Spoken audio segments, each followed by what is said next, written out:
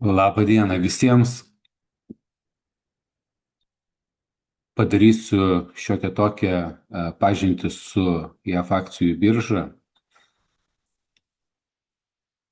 Tiem, kas yra nesenai pradėję domėtis, galbūt tie, kur domisi anksčiau, įvesiu per skirtingus stilius, papasakosiu apskritai, kas yra akcijų birža, šiek tiek pažinties su savim ir kad būtų daugiau supratimo, kas apskritai yra tas investavimas į JAF akcijų biržas, ką galima veikti, kokios yra galimybės ir daug kitų dalykų.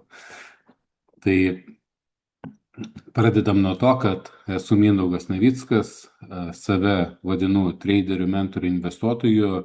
Mano kelionė yra prasidėjusi nuo 2012 metų akcijų rinkoje. Nuo to laiko nieko daugiau nesu veikęs apart to, kad kiekvieną dieną sėdžiu prie akcijų ir šiai dienai dar šio dalyko mokinu kitus.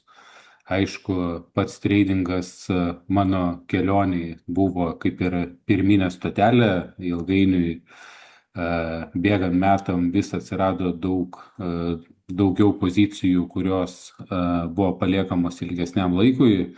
Tai dabar šiai dienai apie 90% tiek laiko, tiek pinigų atžvilgių sudaro investavimas ir tradingas toks daugiau kaip pramogos dalykas, bet tame esu praleidęs labai daug laiko ir yra ką papasakot.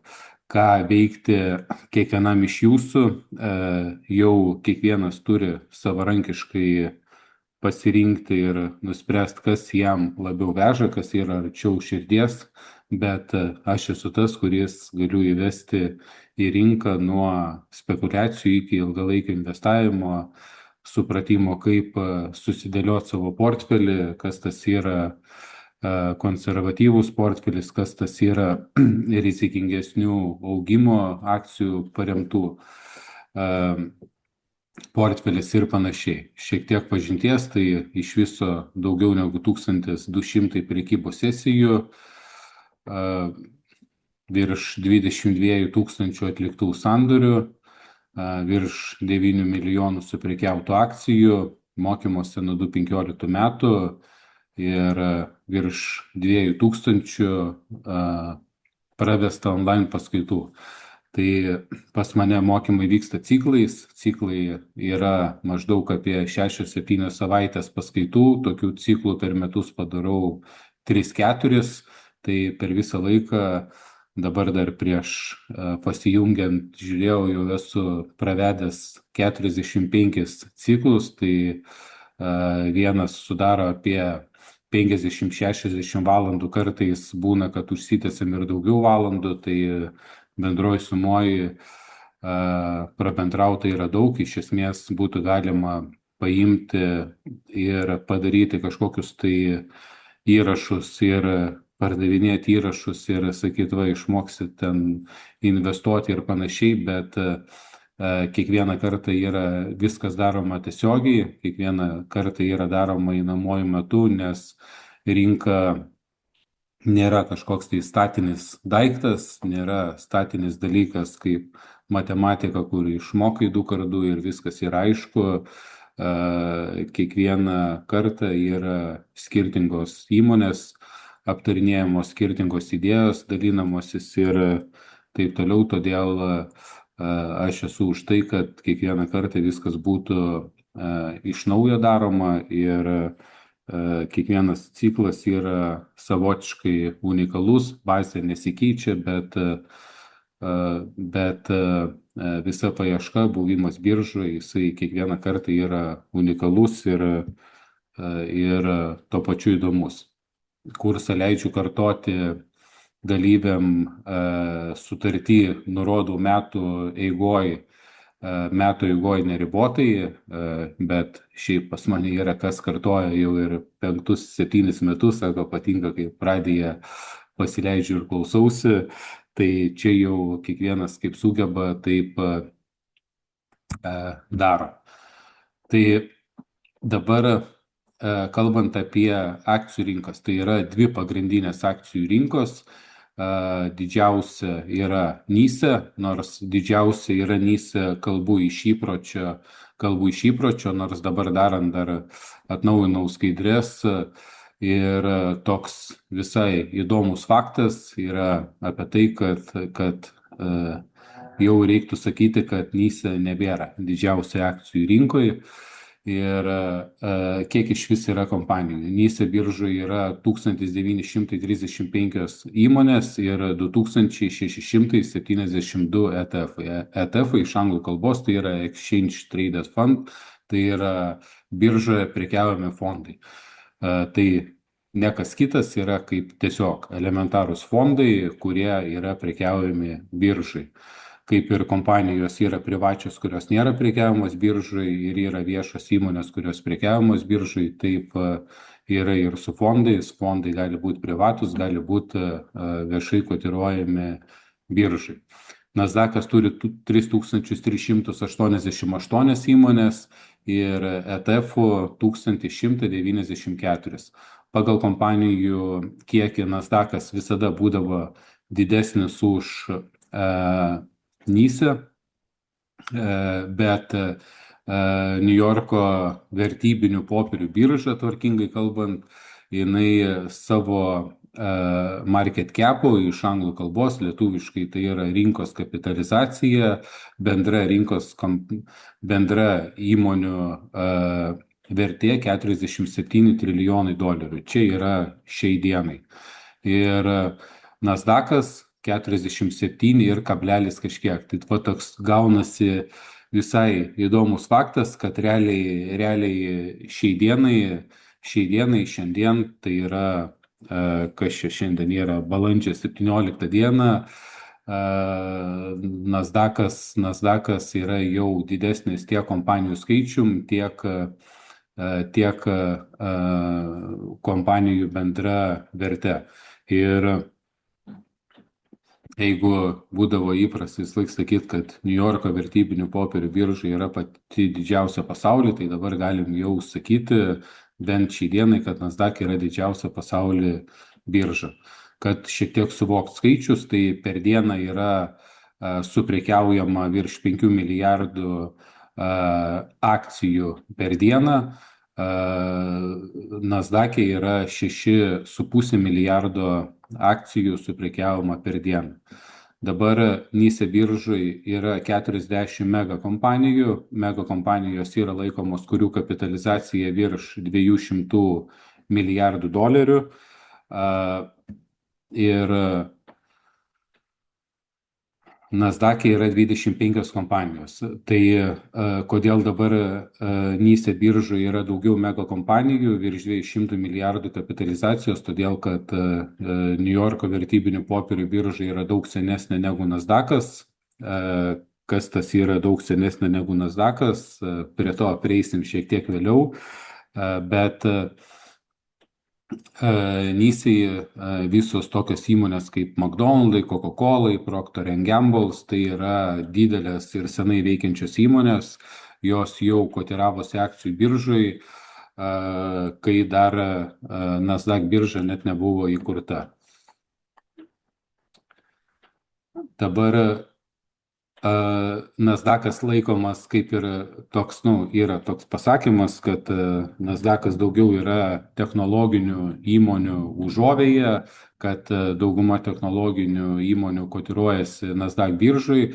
Tai yra tiesa, bet tai nėra kažkoks tai faktas, kad visos technologijų įmonės kotiruojasi tik tais Nasdaq'e, bet galim sakyti, kad 4/5 dalies yra technologinių įmonių Nasdaq'e. Tai iš skaičių matome skaičius, kai kalbėsiu, pasistengsiu irgi juos paminėti, galbūt kas nors vairuojant žiūrėsit video arba šiaip per telefoną nesimatys. Tai NYSE biržoje yra 169 technologijų kompanijos ir 582 Nasdaq biržai. Dabar New Yorko vertybinių popierių birža, ne, tai gražiai skamba, tai yra NYSE birža, 238 metai, prieš tiek metų sudarytas pirmas sandoris. Tai istorija yra jau nuo 1792 metų ir kai pirmą kartą buvo sudarytas sandoris, bet tai daugiau tas sandoris buvo sudarytas toks kaip susitarimo sandoris, ten tarpusavį istoriją susitiko 21 brokeris, jie nusprendė, kad galima paimti ir kompanijos akcijom vieni su kitais dalintis, prekiauti tom akcijom, bet visa ta istorija nuo tokio teorinio pradėjimo ir infrastruktūros išvystymo, kai atsirado realus pastatas, tai praėjo kokie 25 metai, 1817 metais, NYSE biržoje buvo perkelta į pastatą, gražų pastatą, kurioje iki pat 26 metų vykdavo prekyba. 26 metais buvo atliktas paskutinis sandoris ir šiai dienai tai yra tik tais, galim sakyti, pusiau muziejus ir visos įmonės, kurios išeina į IPO tai yra Initial Price Offering, tai yra pirminis viešasis siūlymas ir po pirmojo to viešojo siūlymo dažniausiai daromi renginiai, ten šventės ir taip toliau ir visa tam yra naudojamos būtent tos biržos patalpos.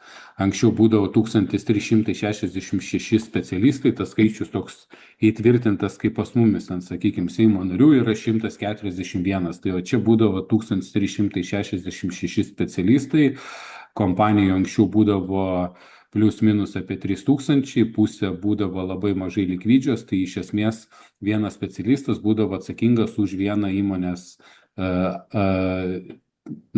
įmonės kompanijos priežiūrą ir jeigu labai mažai kotiruojama akcija arba kitaip tariant mažai likvidė akcija, mažas apyvartos, tai specialistų buvo galima priskirti 2 arba 3 įmonės.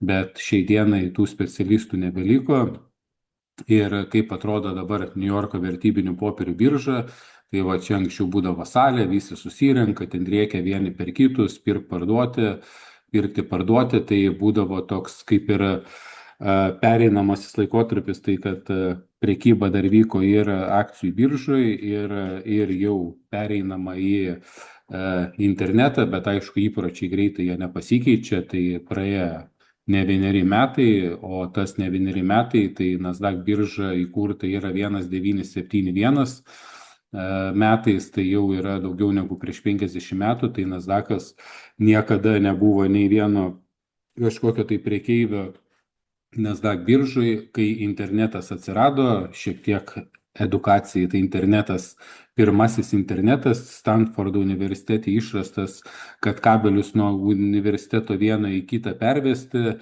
tai yra 1969, tai yra 1969 metais ir galim sakyti, ta interneto pradžia yra 1971 metais ir tais metais buvo įkurta Nasdaqo vertybinių popierių birža. Ir čia matome yra gražios staltiesės, stalai, tai čia vyksta konferencijos, vyksta pristatymai, naujų kompanijų išleidimo šventės ir taip toliau. Tai va, 55 metai, prieš tiek metų sudarytas pirmasis sandoris Nasdaq biržai, ta Nasdaq biržai turi labai gražų televizorių, tame televizoriuje būna visada paskelbiamos naujos įmonės, kurios išeina tą dieną, pradeda kotiruotis arba aišku kažkokios tai svarbios šventės. Tarp tokių įdomesnių faktų tai vasario 16 diena, kai šventėm 100 metų nepriklausomybę, tai yra pirmąją atkurtą nepriklausomybę, tai buvo 19 metai, buvo Lietuvos vėliava, congratulations ir taip toliau, sveikinimai Tai yra gražus toks Niujorke didelis televizorius, kuris yra interaktyvus, rodo visokius dalykus. Tai dabar kom jos tarpusavį skiriasi, iš esmės dabar šiai dienai niekom nesiskiria, taisyklės yra pas abi tos pačios. Anksčiau skirdavosi, kad Nasdaq biržoje būdavo grinai skaitmenizuota, nebūdavo ten jokių specialistų, viskas būdavo kompiuteriais, market makingas, algoritmai ir panašiai. NYSE dabar šiai dienai taip pat visiškai yra skaitmenizuota ir viskas yra taip pat.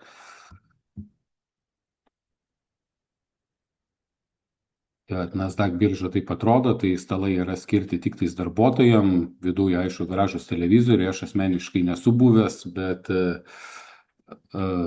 turėtų būti įspūdingai. Šiek tiek iš tokių elementarių dalykų, NYSE ir Nasdaq birža dirba nuo pirmadienio iki penktadienio, tai yra elementarios darbo dienos, šeštadieniais, sekmadieniais nedirba, kaip dabar palyginimui kripto rinka dirba 24 valandas ir 7 dienas per savaitę, NYSE ir Nasdaq dirba tik tais darbo dienom. Lietuvos laiku nuo 4:30 iki 11 valandos vakaro, 2 kartus per metus, kai sukasi laikrodžiai, Amerika dažniausiai prasukinėja 2 savaitės anksčiau, tai 2 savaitės mes turime 2 savaitės, kartais savaitę kažkaip gaunasi, tai nežinau kaip jie ten taip susireguliuoja, bet dažniausiai yra 2 savaitės ir per metus 2 savaitės būna, kai birža atsidaro būtent prieš mūsų laikrodžių pasukimus, dirba nuo 3:30 iki 10 vakaro, šiaip nuo 4:30 iki 11, tai Niujorko laikų nuo 9:30 iki 16 valandos. Tai tas, kas gyvena Amerikoje, jiems prekiauti akcijų rinkoje dienos eigoje, jeigu žmogus yra dirbantis, tiesiog turi darbą, kuris neleidžia, ten sėdėti prie kompo arba su telefonu šiai dienai ten kažką pirkti, parduoti,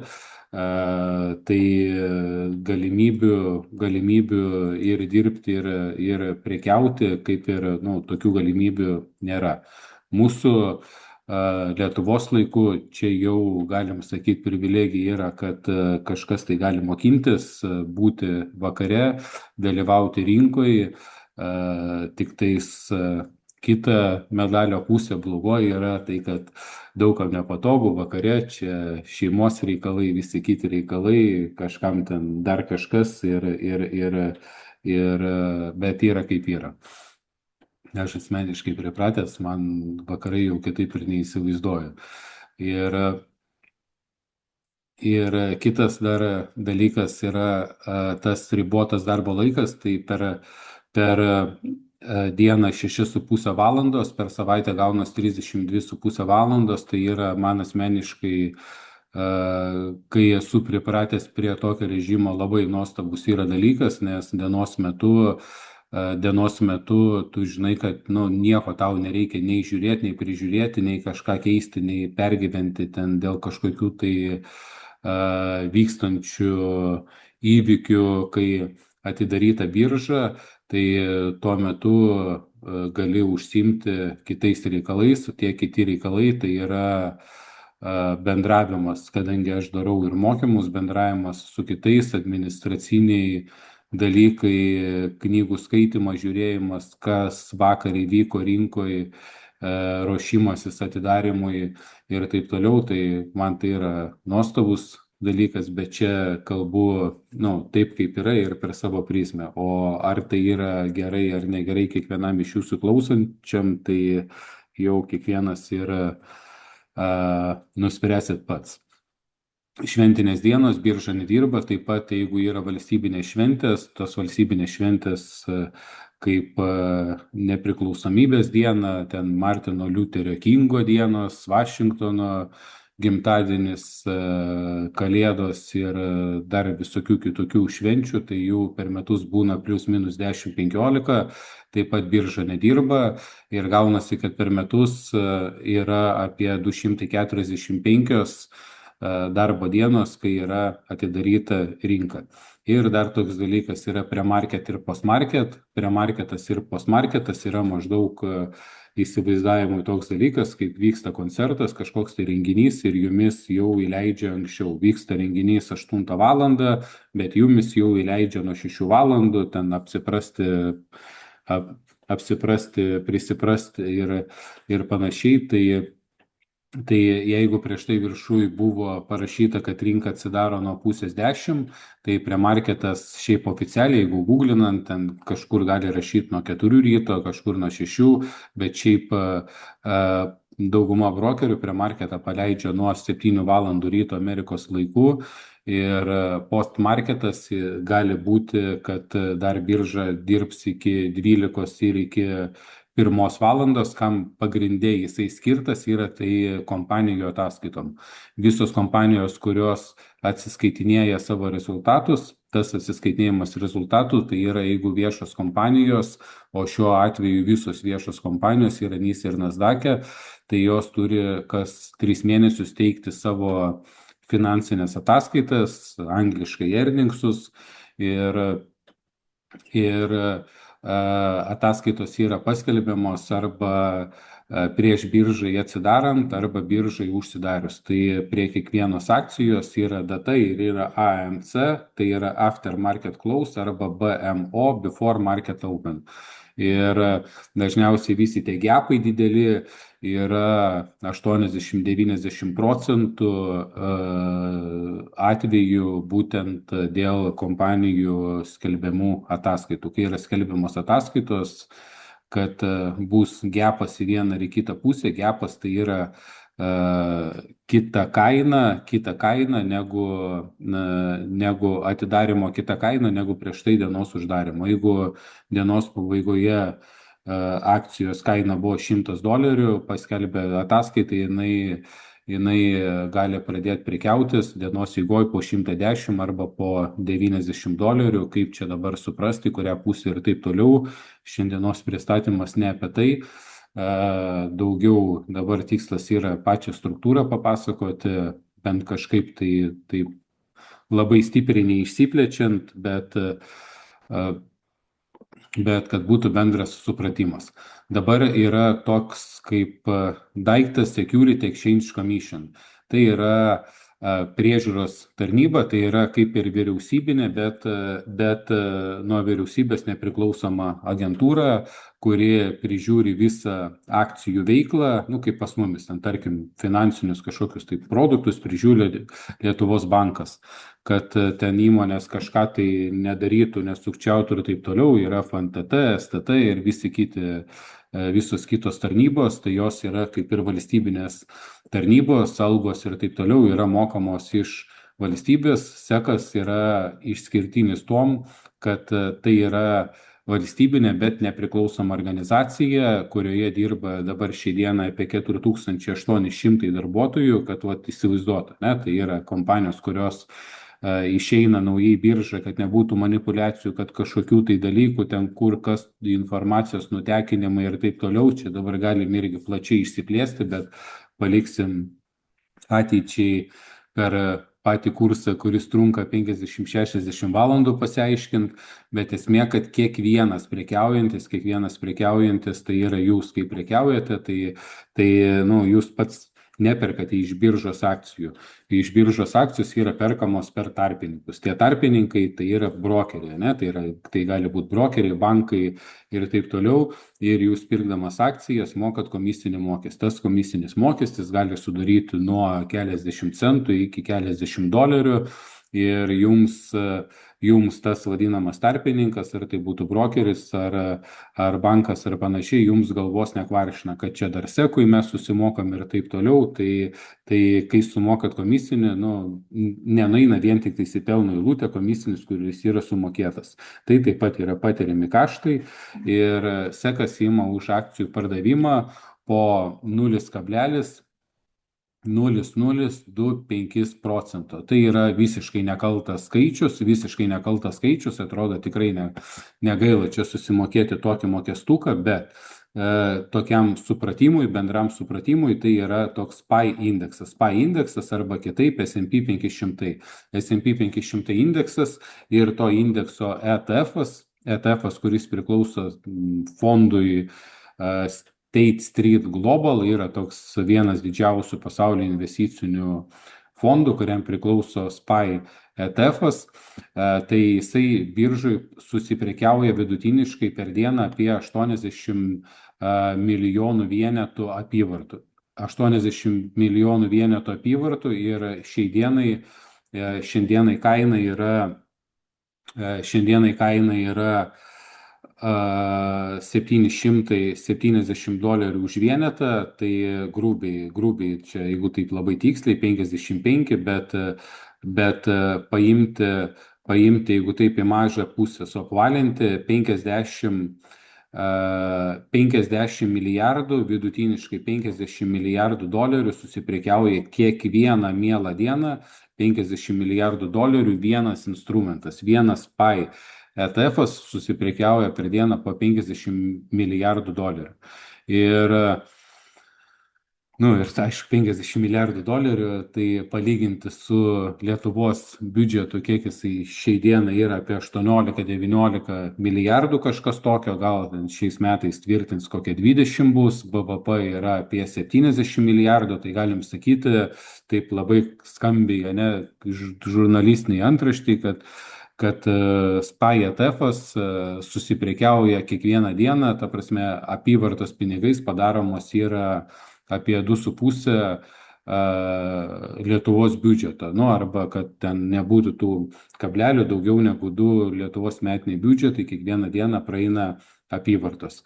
Ir SECas ima mokestukus tik tais nuo parduotų akcijų vertės. Tai jeigu dabar paimsim, kad pusė buvo pirkta, pusė parduota, 25 milijardai dolerių. 25 milijardai dolerių, nuo tų 25 milijardų dolerių dabar šiek tiek galva tarptų nuliukų susisuks, bet jeigu paimti 100 tūkstančių, dabar pabandysiu šiek tiek 100 tūkstančių, tai nuo kiekvieno 100 tūkstančių sumoku $1. $1 nuo milijono $10, nuo milijono $10, nuo 1 milijardo dar 3 nuliukai ir dar kart 25, tai po 2,5 milijono, ne? Po 2,5 milijono SECas uždirba kiekvieną mielą dieną, prekiaudamas, tiksliau, kad prižiūri SPY ETF. Akcijų yra daug. Teslos akcijų susiprekiauja per dieną virš 100 milijonų, kaina yra beveik 400, tai skaičiais irgi apie 2 milijonus kiekvieną dieną yra sumokama priežiūros tarnybai, kad ten kažką su Tesla nenusukinėtų ir panašiai. Ir paskui bendri skaičiai, kurie susideda, tai pavyzdžiui, čia dabar komisinis yra nuo milijono vienetų akcijų, nesimato, matau skaičių nuo milijono vienetų akcijų, tai elektroninės biržos, clearingo centrai, mokestukai, National Security, SECas ir dabar NYSE, Nasdaqas. NYSE sumokama tiek, Nasdaqui čia biškai kažkokį pavyzdį nuo galbūt kitas bus. Bet žodžiu, esmė, kad SECas uždirba daugiau negu NYSE, Nasdaqas kartu sudėjus. Tai kažkaip žiūriu skaidrę, ne tą norėčiau skaidrę dabar matyti, bet greičiausiai atsirasinai vėliau.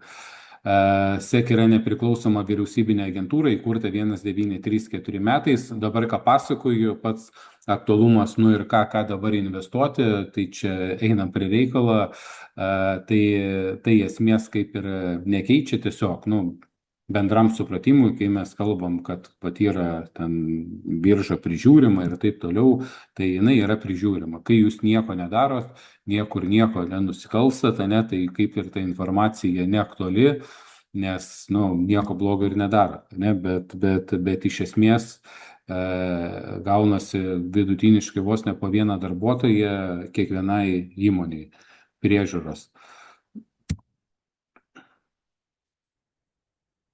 Čia yra nuo milijono pavyzdys, nuo milijonų suprekiautų akcijų. Ne? Nuo milijono suprekiautų akcijų, tai čia eina elektroninė birža, clearingo centrai, National Security, visokie mokėstukai ir sekas, ne?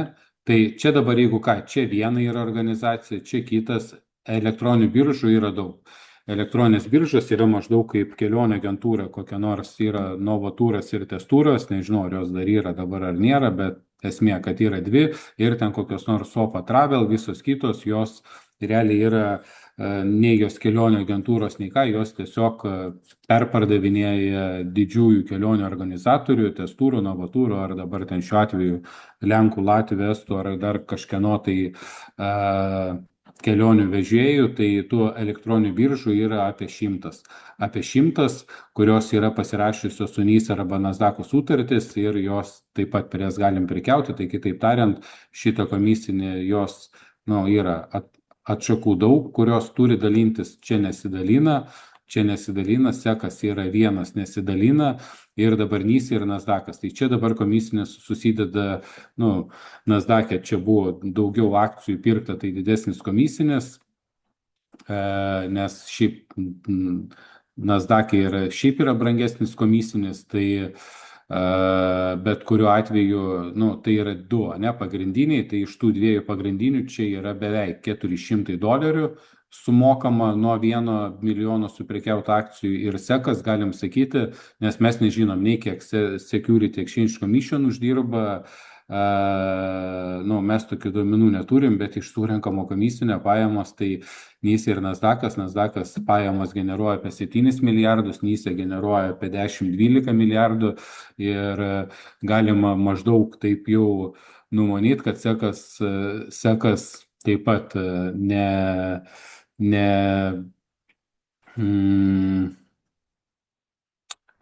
nevargšiauja kažkaip taip, ta prasme varganai negyvena ir turi gražius pastatus ir turbūt gražias algas, kad puikiai, sklandžiai būtų visi prižiūrimi.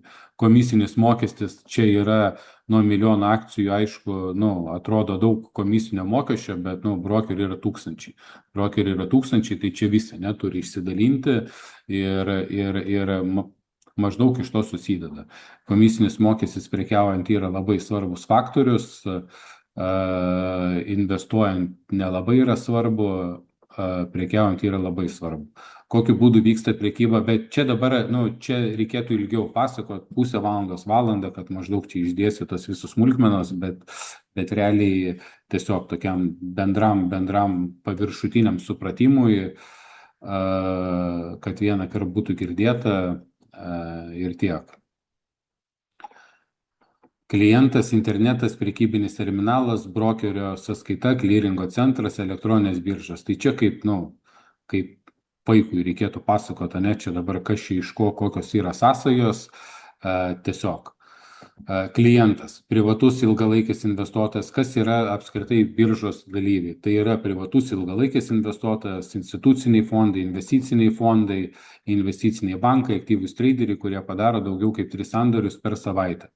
Lietuvoje veikiantis bankai yra šitaip, ten 13-20 eurų už sandorį, dabar aišku jau yra pigesni komisiniai, čia šiek tiek yra anksčiau skaidrės darytos, tai dabar yra pigesnė, investavimui tinka, tradingui netinka. Ir čia dar išlenda naujas, mūsų lyderis, Revolutas, dabar kur, ką, kaip, per kur prekiauti, per dabar šitą įvadinį tokį susipažinimui dalyką, kaip ir nesinori labai plačiai giliai lysti mišką, bet aš asmeniškai ilgalaikės investicijos yra pas mane per Swedbanką, Revolutas taip pat patinka, tradingui naudojamas kitkas.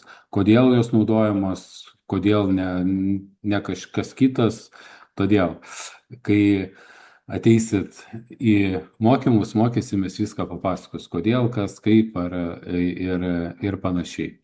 Užsienio brokeriai. Užsienio brokerių yra daug, dėja mūsų užsienio brokeriai ne visus įsileidžia, o kitaip tariant, dauguma užsienio brokerių yra, kurie dirba Amerikoje, tai vienintelis toks international yra Interactive Brokers, dar Robinhoodas dabar jau veržiasi čia visur, bet Interactive Brokers yra toks kaip ir pats populiariausias, šiai dienai pats prieinamiausias, tai pakankamai sudėtinga yra platforma naujokui. Daug paprasčiau yra Revolut appsą prasisiųsti ir iškart nusipirkti, parduoti ką nors, bet kas nori daugiau opcijų, turėti visas akcijas, opcionai ir taip toliau, Interactive yra populiariausias ir šiai dienai jau dauguma galima sakyti, gali būti, šiaip labai stipriai palepinami sąlygom ir panašiai, nes Interactive iki pat pandemijos buvo sąskaitos atidaromos tik tais nuo $10,000. Todėl per Interactive'us prekiaudavo jau tie, kas turi daugiau pinigų, kas negali sau leisti nuo $10,000 atsidaryti sąskaitas, Interactive'ai būdavo neprieinami. Bet čia dabar kur, ką, kaip daryti, tiesiog. Komisiniai mokesčiai, čia dabar kokie geri, kokie negeri, ten palyginimui, bet amerikiečiai labai nemėgsta, ta prasme, daug amerikietiškų yra brokerių, kurie tiesiog veikia pagal Amerikos įstatymus ir dirba su amerikiečiais, o pagal Amerikos įstatymus norintiems užsiimti aktyvę prekybą reikalinga didesnė kaip $25,000 palaikomoji sąskaita. Antraip galime tik 3 sandoriai per savaitę. Tai galioja JAF registruotiems brokeriams. Ir visi amerikiečiai yra jiems tokia kaip ir apsauga, prevencija, antiprasilošimo apsauga, kad jeigu tu neturi pinigų, tai yra daugiau negu $25,000 palaikomoji sąskaita, čia ne minimalus kažkoks įnašas, taip toliau, o palaikomoji sąskaita, tu negali atlikti daugiau negu 3 sandorių per savaitę. Jeigu nori prekiauti, jeigu nori daugiau pirkti, parduoti, daryti sandorių, tai būk mielas, kažkaip tai užsidirbk, sustaupyk ar dar kažkaip kitaip, iš kažkur gauk daugiau negu $25,000 palaikomą sąskaitą, tik tais tada gali užsiimti prekybą. Bet tai yra Amerika. Tai yra Amerika ir sakykime, pas mane iš Interactive'us jau senai, gal nuo kokių 2016 metų turiu, tai būdavo daugiau negu $25,000, tai galėdavai kažką tai, ne kažką, o galėdavai aktyviau veiksmus daryti, bet mums tai neaktualu. Kokios alternatyvos neturit pakankamai pinigų, tai anksčiau Interactive irgi būdavo su tom pačiom sąlygom, bet dabar yra berods Airijoje, vienu metu čia po pandemijos buvo į Vengriją persikėlę, kad apeiti tos visus reguliavimus, bet mums amerikiečiams visi brokeriai registruoti ne JAV. Tai čia dabar mokymų per daug nesinori daryti, tiesiog tokiam bendram supratimui. Apskritai dabar tikslas yra, mano pasijungimo tikslas yra, kad daugiau susipažinimo su manim.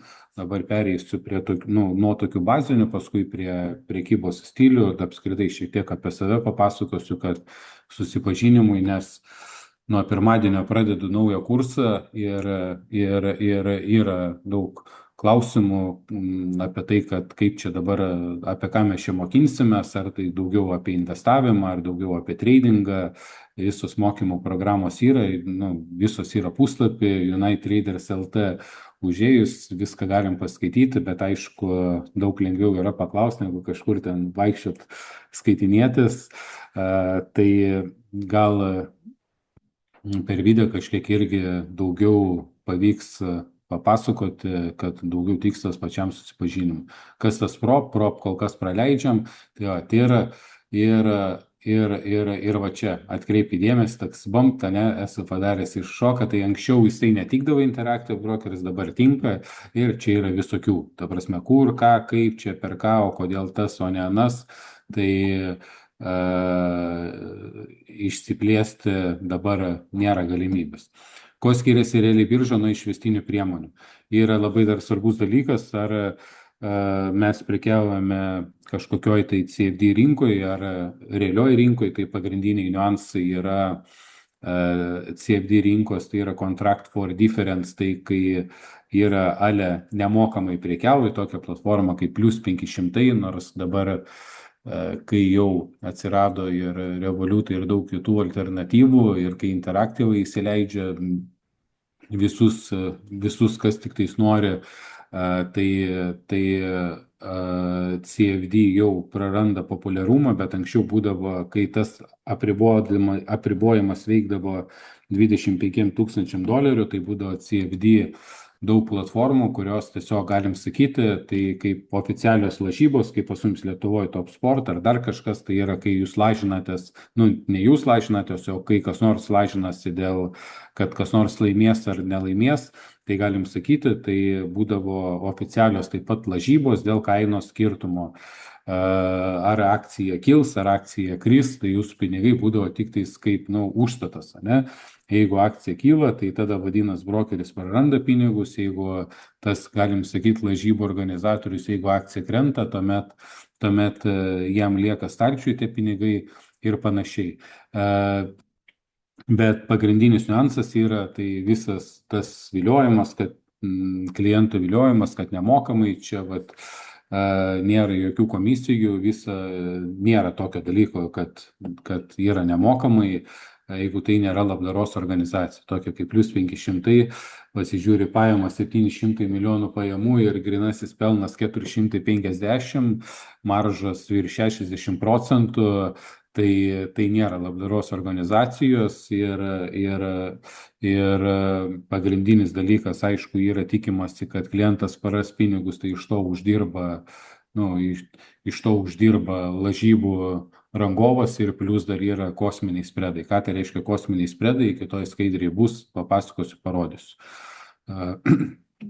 Bet irgi ta informacija, šiandienai reikia vieną kartą būti išgirdus, kad ten paskui, kai bus, o čia nemokamai, be komisinio, tai kad vieną kartą būti girdėjus, kame šuo pakastas.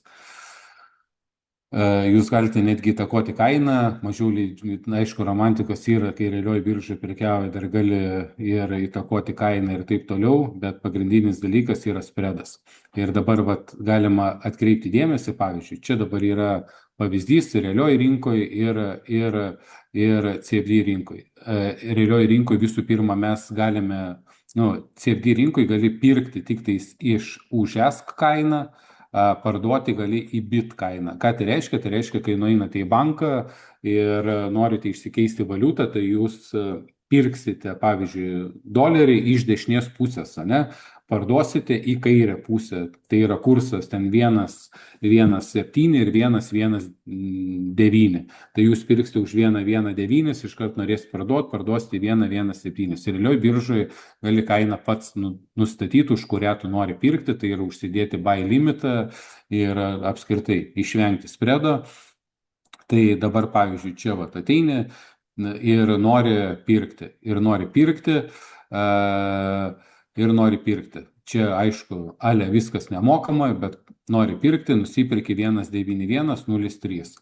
1,9103, realioj biržoje yra 1,9 ir 70. Čia sumoki komisinį kelis centus, bet tu turi nuo 100 akcijų, čia jau būtų $33 būtų skirtumas. Čia kainas nekreipiam dėmesio, skaidrės yra ne šiandieną darytos, čia skaidrės kaip tik dabar pirmadienį ruošiant biškį kompę tvarką dariausi ir atradau čia tas skaidrės, kurias kažkada buvau daręs pristatymą jau čia prieš keletą metų ir žiūriu, kad labai jos puikiai gali būti panaudotas ir dabar šiai dienai apie ką kalbu, nes visas aktualumas ir apskritai išaiškinimas jisai nelabai ir keičiasi tų bazinių dalykų. Abercrombie yra 25 ir 10, čia yra 25,03, 7 centai skirtumas. 1,83, 93, 1,83,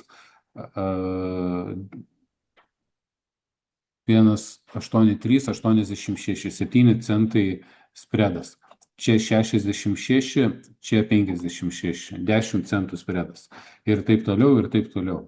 ir atrodo, kas šitas spredas, bet perkant, nu, ne už $100, ne už $50, jisai gali daugiau suryti negu perkant per banką.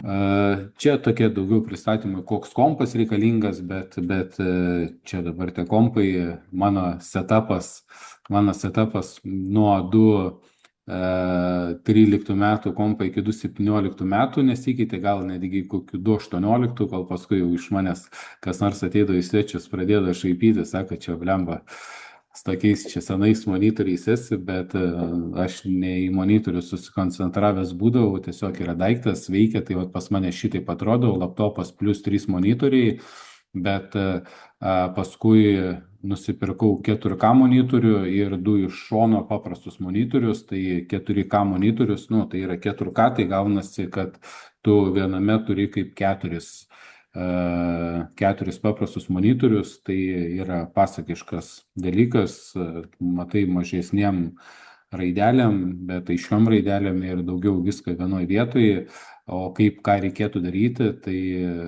nu, esmės realiai nekeičia, koks šis etapas yra, svarbiausia yra suprast, kur reikia pirkti, kur parduoti.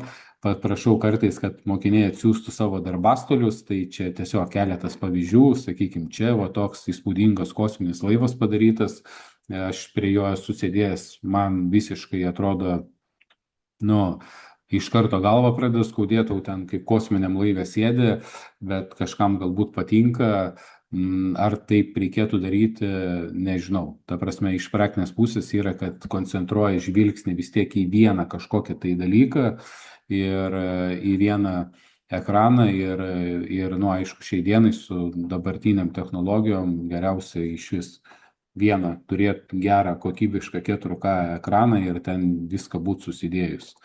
Tai va, bet šiaip, pavyzdžiui, čia kai būna klausimas, kaip man čia ką pasidaryti, tai va, visokių va, tokių setupų čia pridaryta, bet šiaip mokymus dažniausiai yra, kas ateina, tai kai yra klausimas, kaip čia geriau pasiruošti, tai nu, laptopas ir plus vienas bet koks monitorius yra labai gerai, nes yra daug praktinių dalykų, nusistatymų, skrynerių nusistatymų ir panašiai, bet čia daugiau kalba apie tradingą, apie spekulacijas, investavimui.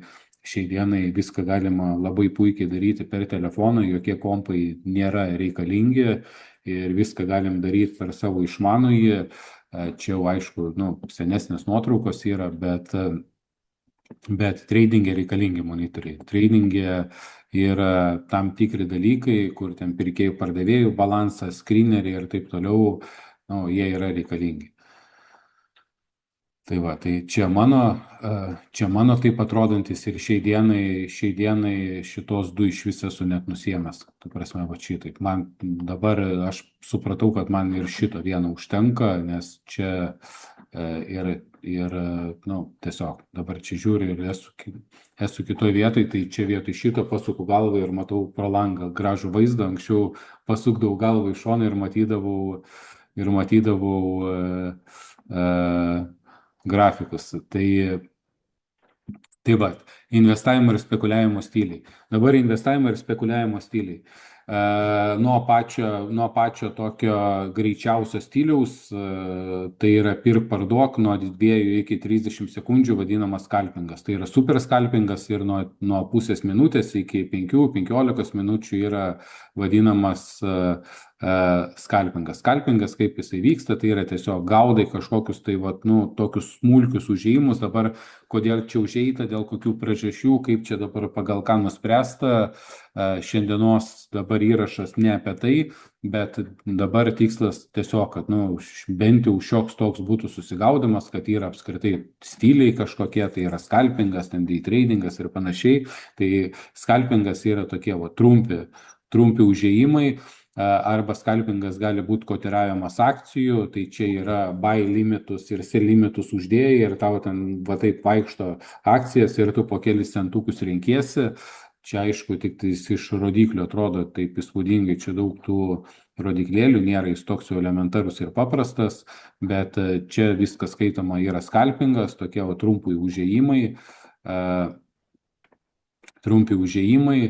bam bam, greit užėjai, greit išėjai. Ir kitas stilius yra day trading. Čia per daug irgi, neužsilaginsiu, kaip čia lietuviškai reikia sakyti, per daug neužsitęsiu ties vienu kažkokiu tai praseit per pavyzdžius ir tiek, nes per mokymus aš paskui rodau krūvos yra tų pavyzdžių, kur yra teisingi užėjimai, kur neteisingi užėjimai, kaip valdyti tą riziką ir panašiai. Day trading nuo 15 minučių iki visos dienos, kol baigėsi prekybos sesija. Tai čia day tradingu jau yra viskas vadinama day tradingu, kol yra birža atidaryta. Per naktį nėra pozicijos perkeliamos, čia vadinama pliusinė piramidė, kai tau eina pozicija ir tu vis dar ją dašortinėji, tai yra short pozicijos, kas visiškai dabar, galbūt pirmą kartą klausot ir panašiai, tai yra akcijas galima ir pirkti, galima jas parduoti skolon, vadinama short pozicija, shortinti akcijas, tai kai tu tikėsi, kad kaina kris ir taip labai oficialiai paaiškinant, tai yra, kad pasiskolini iš brokerio ir iškart parduodi pasiskolini akcijas iš brokerio ir iškart tas akcijas parduodi į biržą. Ir brokeriui skoloji esate akcijas, jam nesvarbu kokią kainą ir taip toliau, jam jūs esate akcijas, ir pavyzdžiui, jūs pasiskolinat 400 akcijų, pasiskolinat 100 akcijų, pardavėt 100 akcijų, pardavėt 100 akcijų, pardavėt ir čia viską atpirkote, jam 400 akcijų, atpirkote po 19,58, o jūsų bendra kaina buvo vidutinė kaina po 20 ir 40. Tai tas skirtumas beveik 80 centų nuo 400 akcijų, $320 yra jūsų pliusas. Tai kaip reikia elgtis rinkoje, ar ten kas geriau, ar shortint, ar pirkti, ar panašiai, viskas yra gerai, iš ko yra pliusas. Bet kaip atrodo, pats day tradingas yra ir taip, kad skalperis nei vienas skalpuotojas tiek ilgai nelaikys pozicijos, kaip pavyzdžiui čia, pašortinta pozicija, paeina pozicija ir užsistatai stopą ten į nulį, bet šiek tiek į pliusą, kad padengt komisinius ir gaunas taip, kad tu čia sėdi pliusę, bet tuo momentu net pozicijos nežiūri, tavo stopas yra užstatytas ir čia centas į centą išmuša stopą. Būna ir tokių dalykų, ir kaip reikia elgtis, kaip čia dabar kokiose situacijose daryti, tai va čia ir reikalingi mano detalesni paaiškinimai. Bet šitaip atrodo, kad maždaug įsivaizduoti, tai yra skalpingas, yra day tradingas. Aš dabar skalpingė day tradingė praleidžiu mažiau laiko, bet mes dar prie to prieisim iš praktinės pusės, iš mano asmeninės. Kiekvienas, kuris pradedat kažką daryti, jums turi būti aktualiausia ne kaip dabar kas nors tai yra daroma, o kaip apskritai keliauja naujokas. Su kom gali susidurti ir kokios apskritai naujoko galimybės, nes į priekį užbėgant naujoko galimybės yra 99% pačioj pradžioj minusuot, o ne kažką tai nuveikti. Ir aš esu už tai ir labai stipriai už tai, kad birža yra verta labai didelės pagarbos ir ją reikia gerbti, nereikia laikyti kitų kažkokiais tai kvaileliais, kad ten visi kvaileliai, atėjau, paėmiau, bam, čia visus nugalėjau ir išėjau. Tai yra pakankamai daug sudedamųjų dalių sudarantis užsiėmimas, nuo psichologinių dalykų, nuo rizikos sugebėjimo valdyti, nuo turimų pinigų ir daug kitų dalykų. Tai viską norisi, viskas, kai yra pasakojama, tai viską norisi prie kiekvieno kažkokio tai užtrukti daugiau laiko, bet ir tuo pačiu nesinori kankinti, kas pirmą kartą klauso. Swing tradingas, sandoriai paliekami per naktį ir laikomi iki 1 metų. Tai yra viskas, kas paliekama per naktį ir laikoma iki 1 metų, skaitoma spekulacija taip pat, ir tai yra swing tradingas. Tai nėra investavimas. Jeigu jūs Sakot, aš investuoju, ten nusipirkau, po pusės metų pardaviau, nei jūs investuojat, nei ką, jūs spekuliuojat. Viskas, kas virš metų yra, jau galim sakyti, yra investicinė pozicija, bet iki 5 metų tai yra trumpalaikė investicinė pozicija, virš 5 metų jau galim sakyti, yra jau ilgalaikė pozicija. Swing tradingas taip pat yra labai įdomus stilius, tai jeigu mes prieš tai žiūrėjom grafikus 5 minučių dienos eigo arba minutinius grafikus, tai čia viena žvakė yra viena diena, tai tarkim čia pašortinį laikai 2 savaitės, užėjai, tavo akcija eina, sėdi pozicijoje, akcija neina, meti ją lauk ir eini kitko iškot. Ką tai reiškia meti lauk, ką tai reiškia sėdi toliau pozicijoje, tai čia yra reikalingi mano paaiškinimai mokymų metu.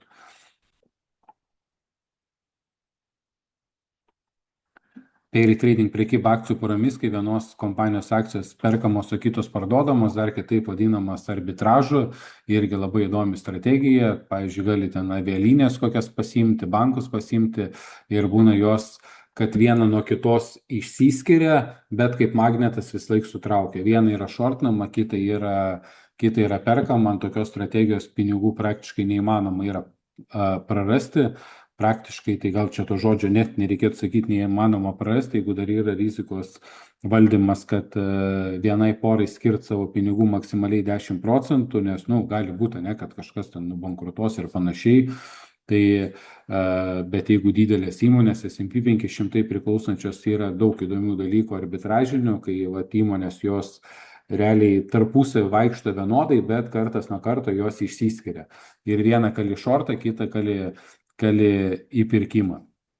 Čia yra, aišku, nėra taip irgi paprasta, yra tam tikros formulės, kaip apskaičiuoti, kaip apskaičiuoti, kiek tų akcijų reikia nupirkti, nes yra skirtingos kainos, skirtingi dienos vaikščiojimai ir panašiai, bet jeigu, sakykime, ir viskas pradeda kristi, tai viena eis į minusą, kita eis į pliusą. Ta, kuri yra nupirkta eis į minusą, ta, kuri pašortinta eis į pliusą ir viskas yra gaudomas, yra kainos skirtumas. Šiaip pakankamai įdomi yra strategija, bet dabar kol kas su pasipažinimui tiesiog, kad yra vadinamas pair trading arba kitaip.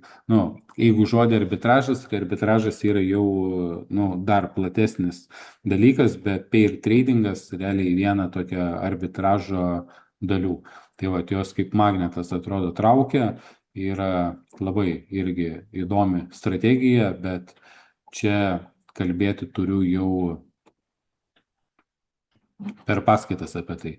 Pump and dumpas, tai akcijos, kurios per keletą dienų kilo daugiau negu 50%, yra įdomių visokių tokių akcijyčių po 300% per kelias dienas kylančių arba kylančių po 1000% per kelias dienas, įdomių visokių, bet aš labai jų vengiu tokių akcijų, nes pažaist gali nebent ten su keliais $100, bet užeit su riebesniem sumom tokias visada yra baisu, bet jeigu ką rinkoje yra ir tokių dalykų. Long term pozicijos paliekamos ilgiau negu metus. Šaltiniai akcijų atrankoje, tai čia dabar apie juos šnekėti nebūtina, yra dabar ir dar keletas naujų šaltinių atsiradę. Pats man pagrindinis nuo pat pirmų dienų naudojamas Finvizas yra labai puikus skeneris, Microsoft'as sukurtas 2023 metais, irgi labai nuostabus daiktas, MSN Money. Tai dabar ką galima veikti rinkoje su $1000? Šiaip, pavyzdžiui, kai yra klausimas, nuo kiek man reikėtų pradėti, dabar jeigu apie tradingą, nuo kiek man reikėtų pradėti, nuo kokių sumų ir dabar ką aš galiu veikti, realiai daug ką galim veikti, arba, kiek man reikia pinigų, tai priklausomai yra, ar tai bus dirbama su savais pinigais ar su svertiniais pinigais. Yra platformos, kur gali duoti svertai ir prie 21, prie 21, prie 30, tai atrodo kosmosas, kaip duoti 18-mečiui mieste su M-ke pasivažinėti, su M-ke, tai su BMW M-ke arba ten Mersa AMG duoti, ir duoti pasivažinėti ir paimti kur nors pro langą iš dangoraižio pažiūrėti, kaip jisai ten važiuoja, didelė tikimybė yra, kad kai kur nors prasileis netyčia į šoną. Ir aišku, pasteisinimų visą laiką bus daug, kad kažkaip tai netyčia ir panašiai. Tai akcijų rinkoje su dideliu svertu galima daug nuveikti, bet labai didelė tikimybė, kad bus nuveikta į kitą pusę ir kaip naudoti tą svertą ir panašiai. Tai čia aš viską pasakoju per mokymus, bet iš teorinės pusės, nu, tai yra, aš esu už tai, kad adekvati rizika yra per dieną maksimaliai 2 procentai. Čia yra day tradingui. Tai reiškia, kad nuo $1000 yra jūsų rizika $20. Ir dabar savarankiškai valdyta rizika praktiškai neįmanoma yra, kad ir kas ten kokios apie save geros nuomonės būtų, kad čia sugebėsiu valdyti taip toliau. 1-2 kartai ten bus kažkokie per mėnesį, kur kažkas ant smegenų užvažiuos ir tos rizikos nesuvaldysit. Tam yra platformas, tam yra dirbtiniai rizikos nustatymai, kad niekas jūsų neklausia 2 procentus, jūs kažkur tai neten kažką padarėt, jums blokuojama platforma, uždaromos pozicijos ir laukiat kitos dienos.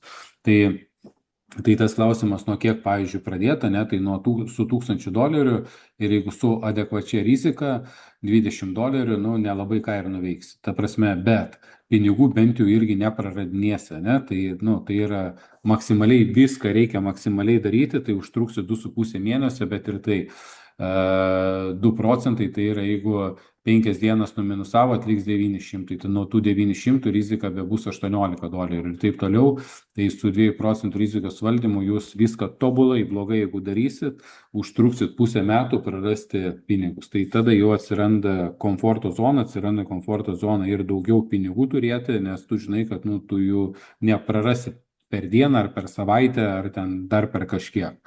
Ir teoriškai galima, jeigu taip naudojant svertus, tai galima už $1000 pirkti kaip už 20 000.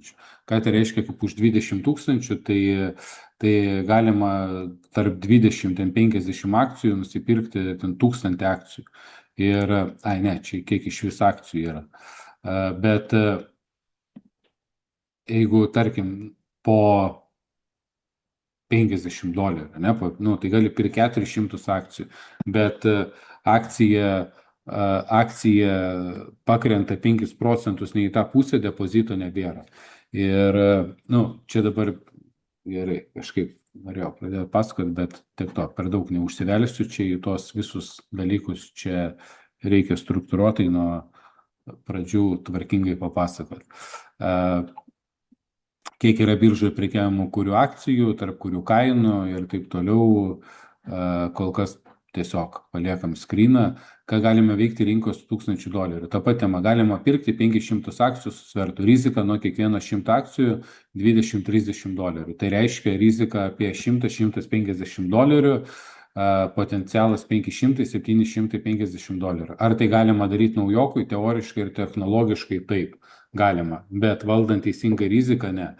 Tai teoriškai tokį 500 akcijų pasiemi čia ir $1000 turėdamas gali pasiimti, gali uždirbti $750, nuo depozito gausi 75 procentai, bet aš esu už tai, kad skaičiuojami procentai turėtų būti sąžiningai, kad jeigu su svertu ėmei, tai nuo svertų ir skaičiuotus procentus. Jeigu už $20 000 pirkai ir uždirbai $500, tai uždirbai ten ne 50 procentų, uždirbai 2,5 procento. 2,5 procento, nes naudoji 20 000 pinigų. Bet čia kaip kas nori išvedinėti, taip tas gali išvedinėti, aš esu už tai, kad skaičiuoti nuo naudojimo pinigų, o ne kiek depozitas yra. Ką galima veikti rinkos $1000, ta pati tema, galima pirkti 400 akcijų su svertu, rizika nuo kiekvieno 100 akcijų $5-10, bendra rizika $20-40, potencialas $160-200. Ar tai galima daryti naujokui? Techniškai taip, bet valdant riziką ne. Tai ir yra tokių dalykų, kur teoriškai galima daryti, teoriškai gali daug uždirbti su nedaug, bet aš daugiau mokau apie tai, kad dideli pinigai uždirbam yra daug pinigų turint, maži pinigai uždirb mažai pinigų turint, galima tikėtis mažai uždirbti. Ir tas, pavyzdžiui, toks kriterijus, kad gyventi iš tradingo ir panašiai, tai mes šiek tiek prieisim, aš papasakosiu ir apie save. Tai gyventi iš tradingo ir turint sąskaitoj 1000, kad ir 10 000 dolerių yra, nu, aš kol kas dar tokio žmogaus nepažįstu, kuris ten sugebėtų savo gyvenimo išlaidas pasidengti ten atėjęs su 10 000 dolerių. Todėl tai reikėtų laikyti kaip kažkokiu tai hobiu ir papildomų užsiėmimų. Bet kitas dalykas yra, man asmeniškai tradingas yra labai puikus dalykas, tai kaip treniravimas, imuniteto palaikymas ir buvimas biržoj, ieškojimas investavimo akcijų, nes investavimo 80-90% akcijų aš esu nusipirkęs būtent iš buvimo rinkoje. Tai yra, tu matai buvimo rinkoje, ten matai kažkokias akcijas, krenta, jos pasidaro įdomios, tada kitą dieną pradedi studijuoti ir tu pasiemi tokią akciją investavimui, bet ją atrandi būtent iš tradingo. Galima parduoti short 100 akcijų po 11-20. Rizika nuo kiekvieno 100 akcijų maksimaliai $70, naudojant trailing stop, korekcijos su svertu, bendra rizika ant nulio, naudojant svertą ir naudojant svertą galima susirinkti poziciją, kuri bet kokiu atveju jau nebus nuostolinga. Va čia yra įdomiausi dalykai. Tai kai svertai galima naudoti, tada kada galima naudoti. Yra toks terminas pliusinės piramidės, ne minusinės piramidės, martingėlas, o pliusinės piramidės, kai akcijų pajuda į tavo pusę, pastatai stopą į nulį, tada pradedi agresyviai dar dasipirkinėti ir bendrą stopą statai ant nulio. Tai yra, kitaip tariant, rezultato tikiesi tokio, kad arba viskas, arba nieko. Tai yra, akcijų biržoje yra 3 variantai. Galima uždirbti pinigus, galima neuždirbti pinigų, arba galim prarasti pinigus. Pats geriausias yra jausmas, kai tu sėdi pozicijoje ir tu žinai, kad arba uždirbsi, arba neuždirbsi. Neuždirbsi, tai yra taip pat, galim sakyti, pelningas sandoris, nes nepraradai pinigų, nes labai dažnai yra pamirštama dar tai, kad galim prarasti pinigus. Ir kai tu eini ant to arba ant nulio uždarysi, arba tu jau uždirbsi pinigų, tai pradedi agresyviai statyti pliusinę piramidę, tai tada galima su 70 pradinė dolerių rizika, panaudojant svertą, nuo tokių sandorių uždirbti ir 3 ir 500 dolerių, ir jau tada gaunasi kiti reikalai. 1, 2, 3 nesipirkio taip pat, ne, atrodo pliusinės piramidės. Ir čia atrodo skalpingas, nu, toks pavaizdavimo fainas paveiksliukas, viską, ką rodau, čia yra mano asmeniai skrinai, tai čia buvo visos dienos buy skalpingas, kai tu buy limit uždedi ir va taip rinkinėjęs po 10-15 centų ir galutiniam rezultate va toks atrodo paveiksliukas, tokį visą dieną skalpingą, kai padarai, tai kas nors, jeigu pasiūlytų 4 kokias valandas žiemą eiti sniegą pakast, tai turbūt sniegą pakast būtų lengviau negu čia sėdėti prie skalpingo, bet man labai patinka kartais tokius dalykus padaryti, nes tai, mankšta smegenim yra labai puikiai. Čia galbūt ne visi tai supras, gal supras tik tais, kas tame yra buvęs arba šiaip yra, tai visi skalpingo dalykai jie labai stipriai apkrauna smegenis, bet apkraut smegenis, pailsi tos smegenis, kai miegi, ne? Tai ir kai treniruojasi raumenį, kai mankštinį, irgi apkrauni tą raumenį, bet kitaip nelabai jisai vystysis. Tai todėl, kai yra kartais gali būti iš treningo pusės, bet tai ką tas treningas, čia geriau investuoja, taip toliau. Aš dabar irgi daug turiu investicinių pozicijų, daug pozicijų nusipirkęs, kurių tiesiog neparduodu, ir jeigu vien tik tai save laikyčiau investuotojų, tai labai stipriai aptingsti. Ta prasme, toks investuotojas, kuris nieko net nesupranti, kas vyksta, net ten skaitai geopolitinės naujienas ir kažką bandai ten išsiburtininkauti iš geopolitinių naujienų, kai tu būni rinkoje, biškai kitaip viskas veikia, tai yra, kitaip jauti tą rinką, kitaip matai pirkėjus, pardavėjus ir yra kiti dalykai. Ką galima veikti, čia vėl ta pati tema, Level 2 ir Time and Sales. Čia yra labai nuostabus dalykas Level 2 ir Time and Sales, mes prie jo praleidžiam pakankamai daug valandų per kursą, 10-15 valandų skiriama yra pirkėjų pardavėjų supratimui, akcija krenta, čia jeigu paklausčiau, ar čia pirktumėt ar ne, visi nepirkčiau, čia niekas nepirktų, o tu matai patį faktą, kad čia pirkėjai dominuoja ir vien tik visi perka, bet jie kainos nepakelia ir kažkas limit orderį spaudžia, kažkas tai perka, vadinami buliukai perka, meškas spaudžia. Tik tai čia dabar nesinori, vėl aš labai visą laiką, man šiaip įvadinės paskaitas sunku jas yra daryti, nes daug lengviau kalbėti jau, kai mes įsivažiuojam, nesinori, kad skambėtų kaip iš kažkokio tai ten fantastinio filmo, bet ten buliai, meškos, kažkas tai spaudžia, parduoda, bet taip yra ir čia yra labai svarbus dalykai, bet Time and Sales be Level 2, tai jeigu tų įrankių nebūtų, aš turbūt iš vis nei vieno sandorio nebepadaryčiau, nes visa kita yra absoliutus tik tai spėliojimai.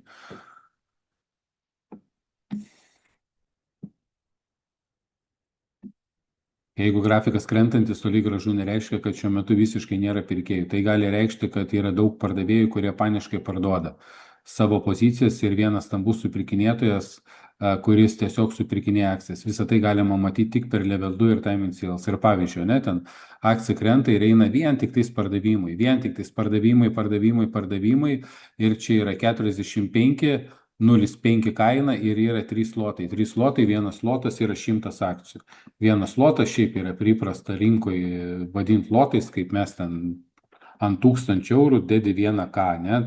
Tai vienas lotas yra lygų 100 akcijų, tai čia atrodo 300 akcijų, kažkas tai supirkinėja, bet čia realiai yra pasislėpęs supirkinėtojas, rinkoje galima tiek slėpti savo akcijas, tiek galima žaisti atvirom kortom, kaip ir su pinigais, ten galite eiti visiems demonstruoti, kiek jūs ten turit pinigų, rodyti sąskaitas, arba galite tiesiog žinot pats vienas savo, kiek jūs turit, ir aišku, dar bankai žinos, kiek jūs turit pinigų, ir dar kas mokesčius, surinkinėja, o šiaip nebūtina, ten visko rodyti, tai lygiai taip pat akcijų rinkoje, akcijos galim slėpti, galim ne, ir čia yra įdomiausias žaidimas, būtent kaip per Time and Sales tu matai, ir į paslėptus orderius ar į nepaslėptus orderius, man asmeniškai pats yra smagiausias dalykas ieškoti paslėptų žaidėjų, tai yra stambių žaidėjų, kurie supirkinėja arba pardavinėja akcijas ir šiuo atveju kažkas tai Panic Sell pardavinėja ir kažkas vienas stambus supirkinėja. Ką tokiu atveju daryti, žiūri akcijas tik į pirkimo, o ne į pardavimą. Grafikas atrodo taip.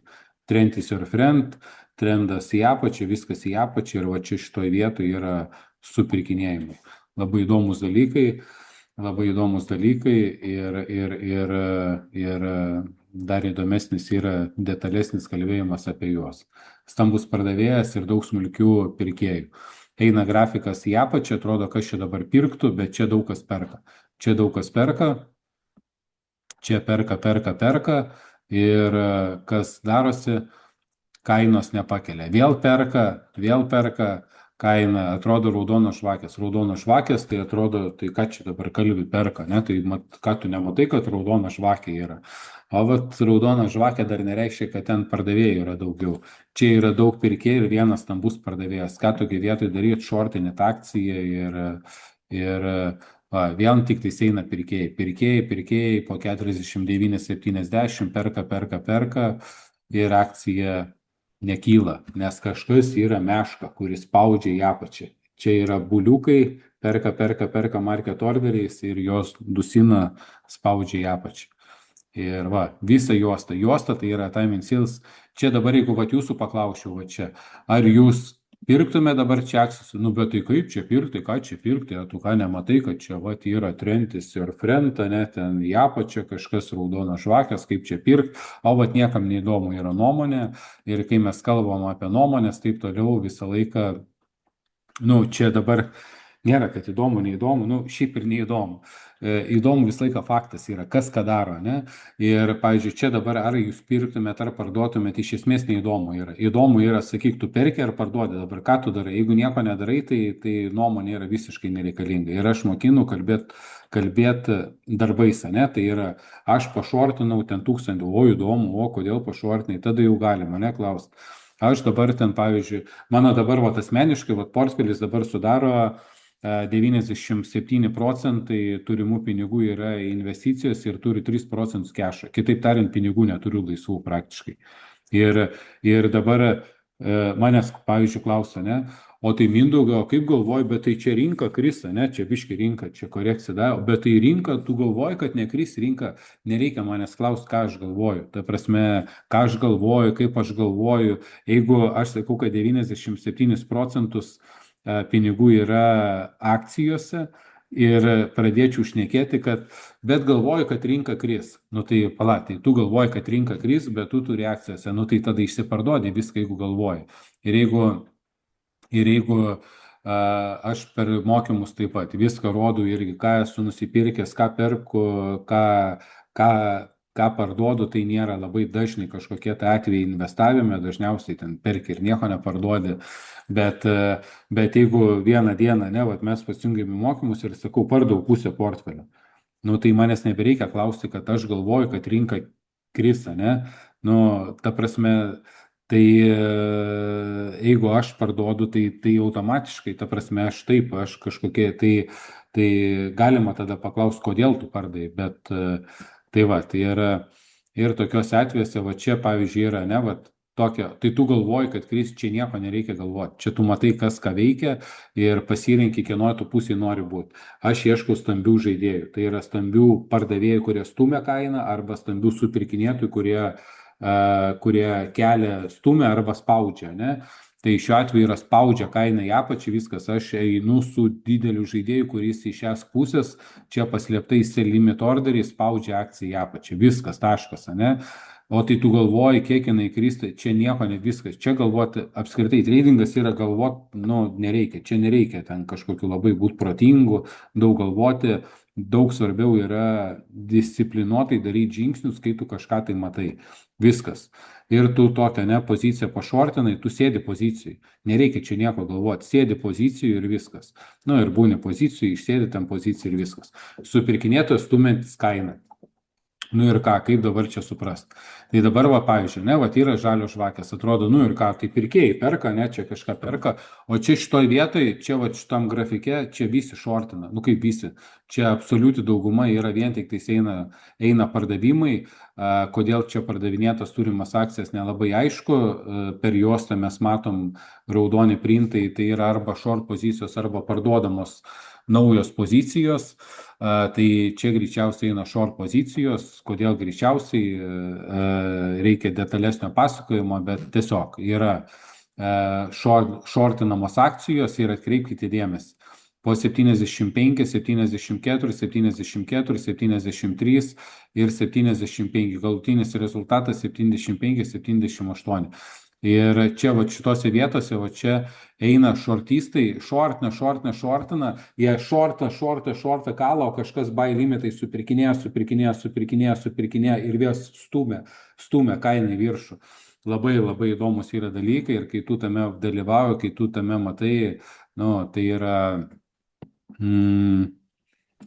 man asmeniškai turbūt neegzistuoja ten kažkokio geresnio veiksmo, filmo ar kažko tai dar, negu va, žiūrėjimas, kas vyksta būtent rinkoj. Atkreipkite dėmesį, pavyzdžiui, dabar va čia, ne, va čia, va, pati apačia, apyvartos didelės, nu ir ką, gerai, apyvartos didelės.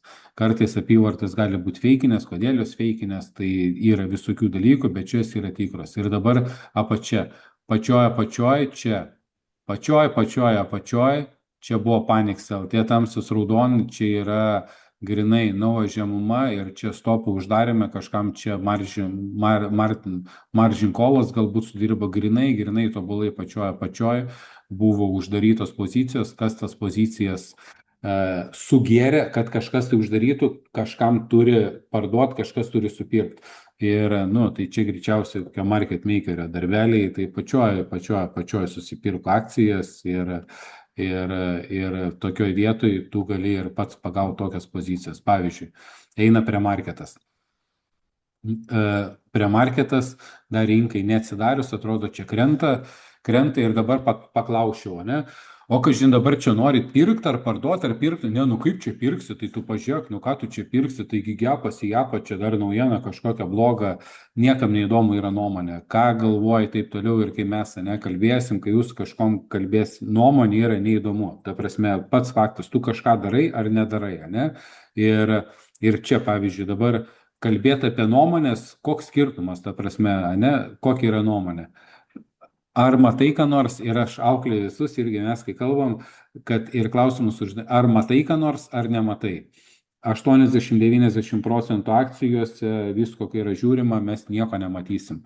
Ta prasme, tiesiog kažkas tai perka, kažkas parduoda, tai reikia ieškoti. Čia lygiai taip pat, kai jūs, ne, aukcionė ieškot mašinų, ne, ir ten kokiam Koparte Amerikoje yra kokie 430 tūkstančių auto, ne, parduodami, ir jūs sakot, blemba, vat nerand savo variantų.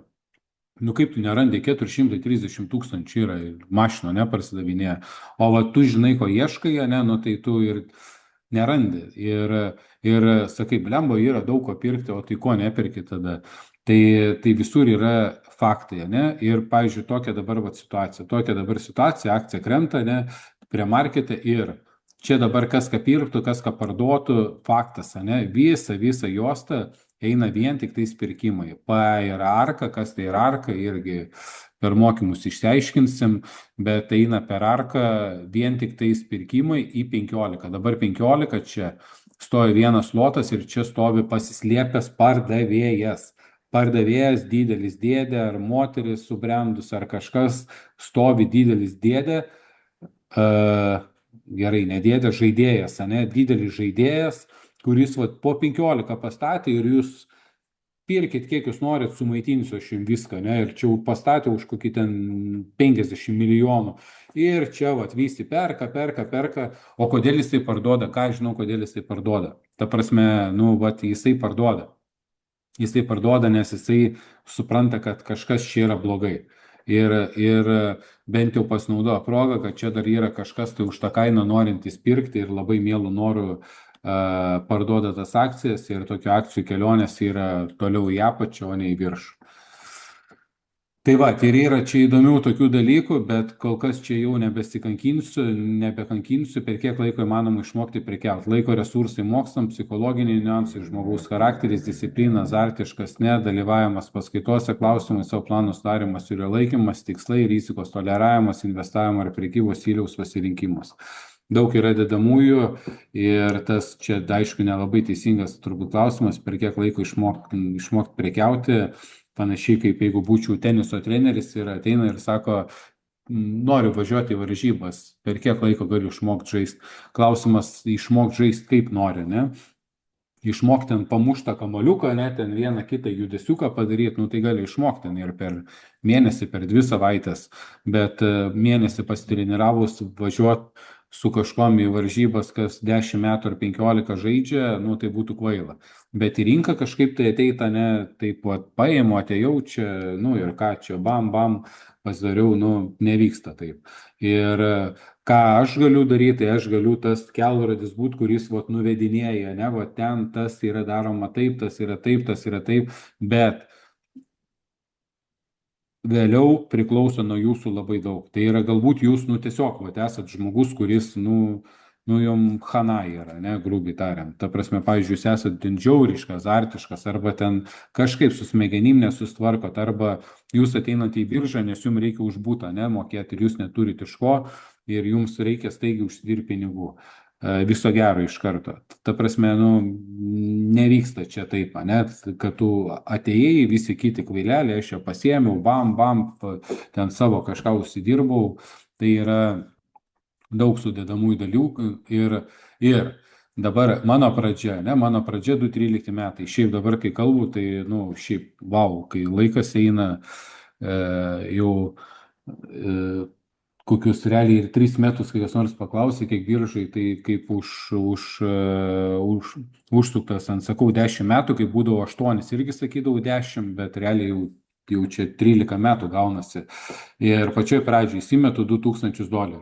$2000 ir pradedu prekiauti. Tai metai 73 prekybos sesijos dienos, minus $275, minusas minus 13% nuo depozito. Ir pinigų aš čia turėjau daugiau, tiesiog, tikslas buvo išmokti ir labai džiaugiuosi, kad nebuvo daugiau tų pinigų, nes tada tie 13% nuo 2000 visiškai neskaudžiai, jeigu būtų nuo didesnių pinigų, tai tada skaudžiai, bet tai yra, pavyzdžiui, ne, per kiek laiko ir aš ateinu į biržą ir aišku, papramogauju 429 sandoriai ir čia aš jau šitą buvau įsidėmėjęs, visur prisiklausęs RR. Ir aišku, išmokintas, aš nebuvau vien tik savo mokslis, daug aš jau pas ką mokintis, ne Lietuvoje, užsienį, dabar jau nebesvarbu, kur ten ką, kaip senai tas buvo, bet esmė, kad visur RR būdavo, tu žiūri statistiką ir tau turi mažiausiai 1:3 būti. Ir va, tu, pavyzdžiui, čia pagrindinis dalykas, ties kom privaloma yra dirbti, tai va čia, pavyzdžiui, iškart pamatau, kad, kas yra blogai, tai kad kiekvienam rizikuojamam doleriui realiai doleris ir yra uždirbamas. Ir čia yra kabliukas, kas yra blogai, ties kom būtina dirbti. Ir jeigu ten, kad, pavyzdžiui, uždirba $100, aš visą laiką paklausiu, kokia buvo rizika, kiek tu rizikavai, kad uždirbtum tą $100. Uždirbai 1000, blembo, prabuvau 2000 minuse, bet išsivarčiau, uždariau $1000 į pliusą. Svarbu pliusas, nesvarbu pliusas. Rinkoje nesvarbu, pliusas, minusas, keistai skambės, rinkoje svarbu yra daryti teisingus dalykus, nes minusinių sandorių bus daug. Ir pliusiniai sandoriai ištempia minusinius sandorius, bet jeigu bus ten mąstymas kažkoks, kad vien tik tais daryti pliusą, tai niekur toli nebus nueita. Dabar yra klausimų ten kokiom dienom daugiausiai prekiauja ir taip toliau. Realiai tos dienos visada pas mane būdavo, visom dienom aš prekiaudavau, tai va čia yra savaitės dienos, savaitės dienos, pirmadienis, antradienis, trečiadienis, realiai pas mane nebūdavo, nei penktadienį, nei dar kažko, visom valandom, visom dienom. Ir nors šiaip sakau, kad man vakarinis laikas labiausiai patinka, tas vakarinis laikas yra nuo taip 8-9 iki rinkos uždarimo. Kodėl jis patinka? Todėl, kad jau yra tam tikris etapai suformavę, šablonai suformavę, man daugiausiai yra geriausių sandorių būtent vakarinių, bet kad tai suprastum, vis tiek būdavo, ta prasme, daug sandorių padaroma ir visais laikais. Ir va dabar taip atrodo, profit by charts, tai yra, taip atrodo, naujoko mano, kelionės pradžia. Ir labai džiaugiuosi, kad buvo rizikos valdymas užstatytas ir kaip jisai veikia, tai vieną ateinu į biržą, toks jau kaip ir, realiai jau protingas, toks jaučiausi, jau ten knygų paskaitęs visą kitą, nes aš nuo 2012 metų jau pradėjau domėtis, ten viską skaitinėti ir taip toliau, ateini į biržą ir 1, 2, 3, 4, 5, 8 dienas išėlės į minusą, bam, bam, bam, bam. Ir, gerai, kad čia ta prasme, kas nors, kai dabar klauso, ten turi ten daug pinigų ir taip toliau, ir ten, ir ką čia vaikų darželis, Tai pradžiai ir kas turi daug pinigų, vaikų darželį, geriau pabūkit, nes jeigu parasit, tai parasit nedaug. Ir geriau jau suprast, kad sugebi bent $1 uždirbti, negu iš karto eiti ir su tikimybė, kad greičiausiai vis tiek numinusuosi. Tai va, ir taip atrodo, čia paskui padariau $40, dienos rizika, bam, bam, irgi minusiuk, ir va čia va pagrindinis dalykas, pliusų, nėra didelių pliusų. Ir tai čia aišku, net gros, jeigu komisinių nereiktų mokėti, tai kaip ir pliusas būtų, ir visas minusas nuo komisinių sueina, čia visokie skaičiai, bet einam prie įdomesnių. Short pozicijų, long pozicijų praktiškai pusė per pusę, short pozicijų 52%, tai galim sakyti daugiau short negu long, bet šiaip yra pusė per pusę, kur ką kaip daryti.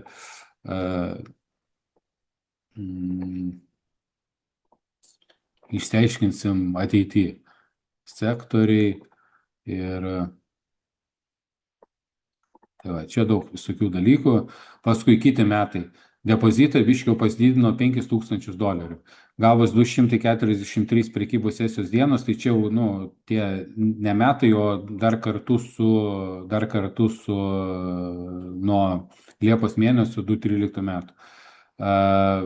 Ir 243 prekybos sesijos dienos doleriais, tai va irgi, ne, gyventi iš investavimo. Tai man gerai, kad tai aš čia ir kai treidinau, tai dar nebuvo nei mokymų, nei dar kažko, bet aš turėjau, yra akcijų rinkoje toks vadinamas quick ratio, tai yra išgyvenimo rodiklis. Nu, aš turėjau tą išgyvenimo rodiklį iš prieš tai savo ten gyvenimo būsių darbų, kai pradėjau į akcijas įlindau ir ten įsimylėjau iš pirmo žvilgsnio, tai pas mane tas quick vadinamas ratio, išgyvenimo rodiklis, nu, aš turėjau 2-3 metus, galėjau savo leisti, vat, atsikelti, nori sapnuoti apie akcijas, ne apie darbus, atsikelti, galvoti apie akcijas, gyventi su akcijom, nuo pat ryto studijuoti, ką vakar veikiau, nuo 12 iki 3 valandos dienos eiti ten į Simonaitytės biblioteką, kokį pusiau kaip tokį savo ofisą jau turėjau, galą nueidavau knygas 3 valandas skaitydavau, grįždavau tada į biržą, tada jau ruošiesi biržai būni ir atrodo, čia va, ne, praeina tau 1,5 metų ir uždirbi $1,790, ne?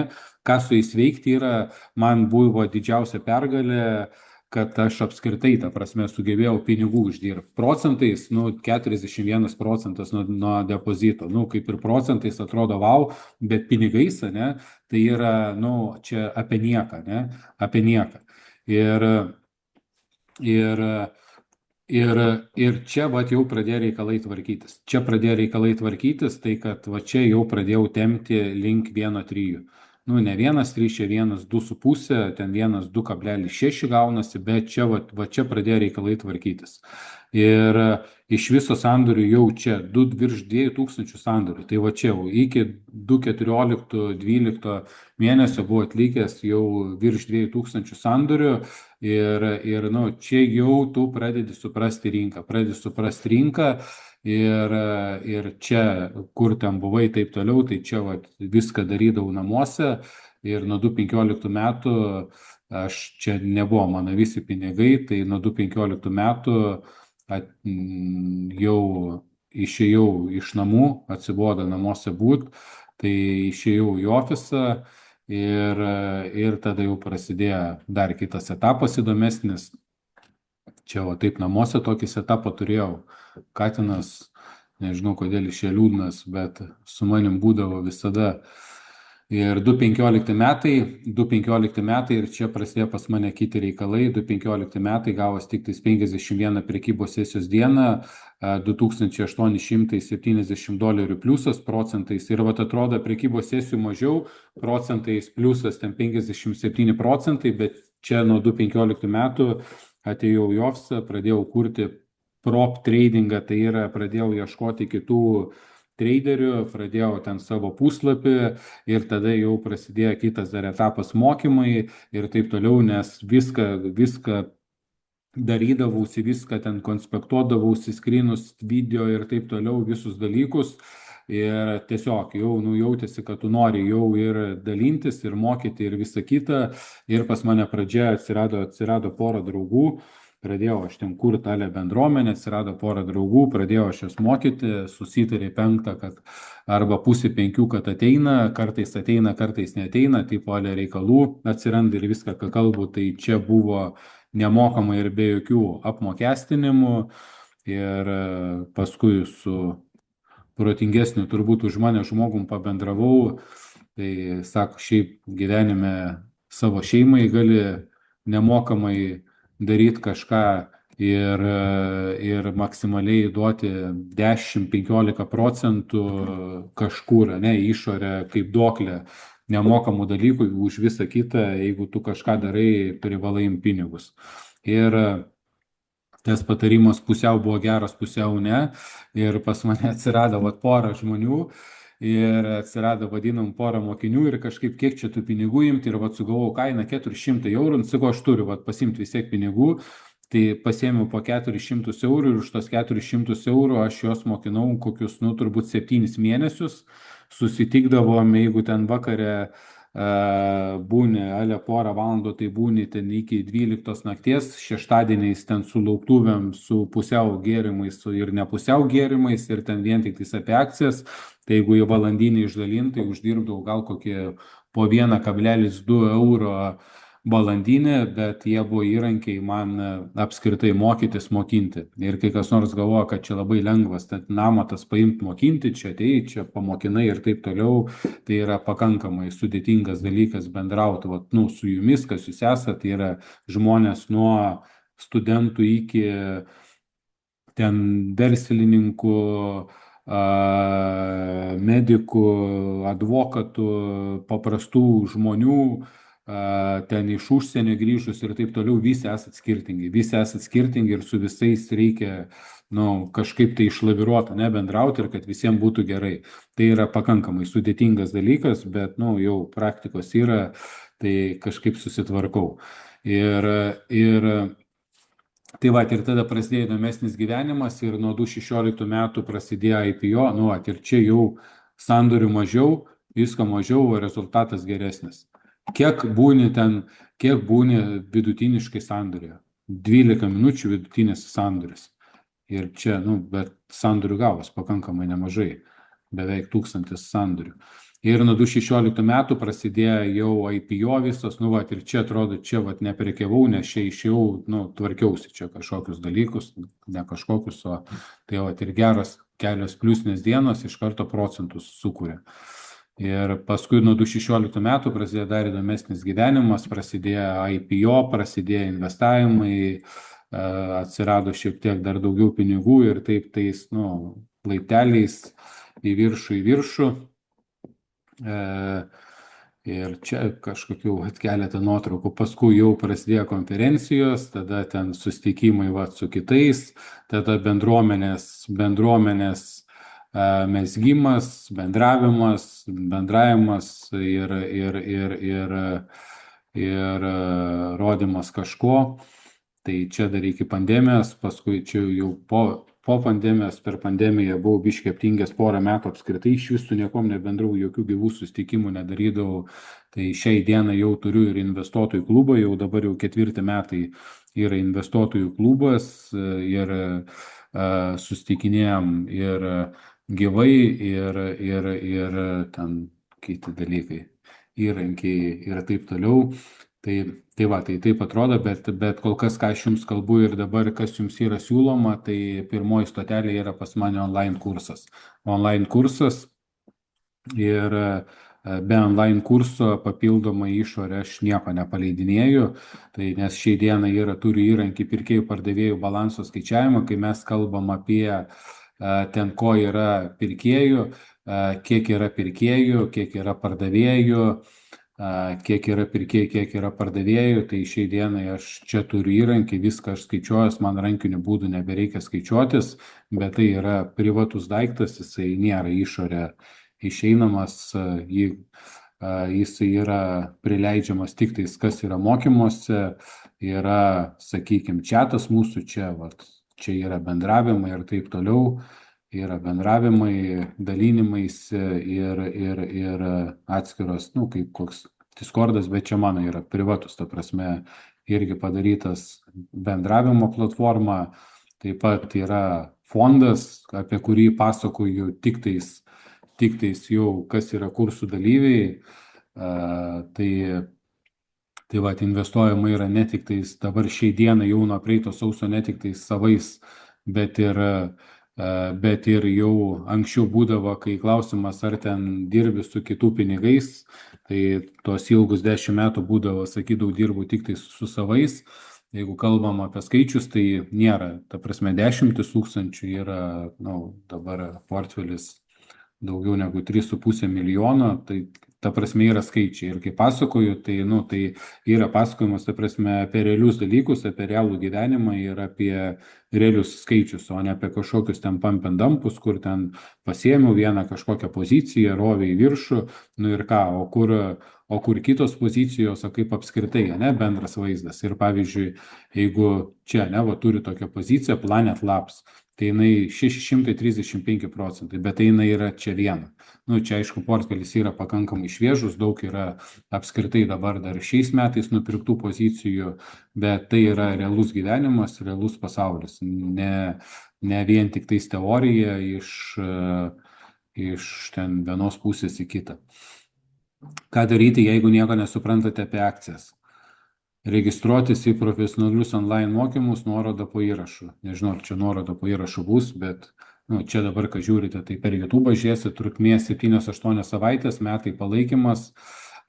Palaikymas aš sutartyje, kaip ir kai registruositės ten, kur ten taisyklės ir sąlygos, nurodau, kad metus laiko palaikymas, bet iš esmės visada būdavau, kas pas mane, kas kartuoja ten kursą yra ir nuo netgi 17 metų ateina, vis tiek noriu, Mindaugai, čia dar atsinaujinti žinias ar priimsi, tai visada visus priimdavau be jokių papildomų apmokestinimų, bet jau nuo šių metų yra bendravimo platforma, kur yra sutvarkyta, kad yra subscribe principų, tai metai laiko yra palaikymas, kurso kartojimas ir taip toliau, vėliau jau galite būti bendruomenės dalim, kartoti kursą, ten būti, bendrauti ir taip toliau, bet bus subscribe principas. Mokymai pas mane kainuoja su metiniu palaikymu, metų laikė bus 3 ciklai, juos visus galima žiūrėti, lankyti, kartoti ir panašiai, tai mokymo kaina yra 400 eurų. Ir vėliau jau po metų norėsit būti bendruomeniai, toliau bendrauti ir panašiai, subscribas bus po 19 eurų per mėnesį. Man tai atrodo, tai pakankamai yra simbolinis subscribas, gal kažkas kitaip galvoja, bet jeigu sąlygos netinka, tai netinka. Tai va, ir tai yra pirmoji stotelė ir visos kitos opcijos, po to įrankiai ir panašiai, tai šiaip aš per mokymus niekada nieko nepardavinėdavau, jokių įrankių nepardavinėdavau, jokių referalų nesidalindavau, griežtai draudžiu ir per savo mokymus kažkais tai referalais dalintis, viską paskui tą, ką aš naudoju, tą, ką naudoju, įrankius, kokius naudoju ir taip toliau. Bet laiko einant, aš visada norėjau sukurti tokią skaičiuoklę, kurią čia rodžiau, kur man rodytų, kiek yra pirkėjų, kiek yra pardavėjų skirtingam intervalė. Ir taip gavosi, kad jau 2 metai buvo kovo mėnesį, kai turiu pirkėjų pardavėjų balansų skaičiavimo įrankį. Tas įrankis yra mokamas, jį galima tiesiog arba pačiam prenumeruotis, arba būsite čiatais, kažkas tai pasidalina, arba aš vienu kitu ten kažkokiu įdomesniu atveju, tai galima jį pirkti, galima nepirkti, bet jau gaunasi, kad yra tas vadinamas upsale, kad turiu įrankį, yra fondas įkurtas, apie kurį pasakoju taip pat, bet čia nėra jokių kažkokių tai prievolių, galite naudotis, galite nesinaudoti. Bet šiaip iš esmės pas mane pasakojimas yra visiškai nešališkas,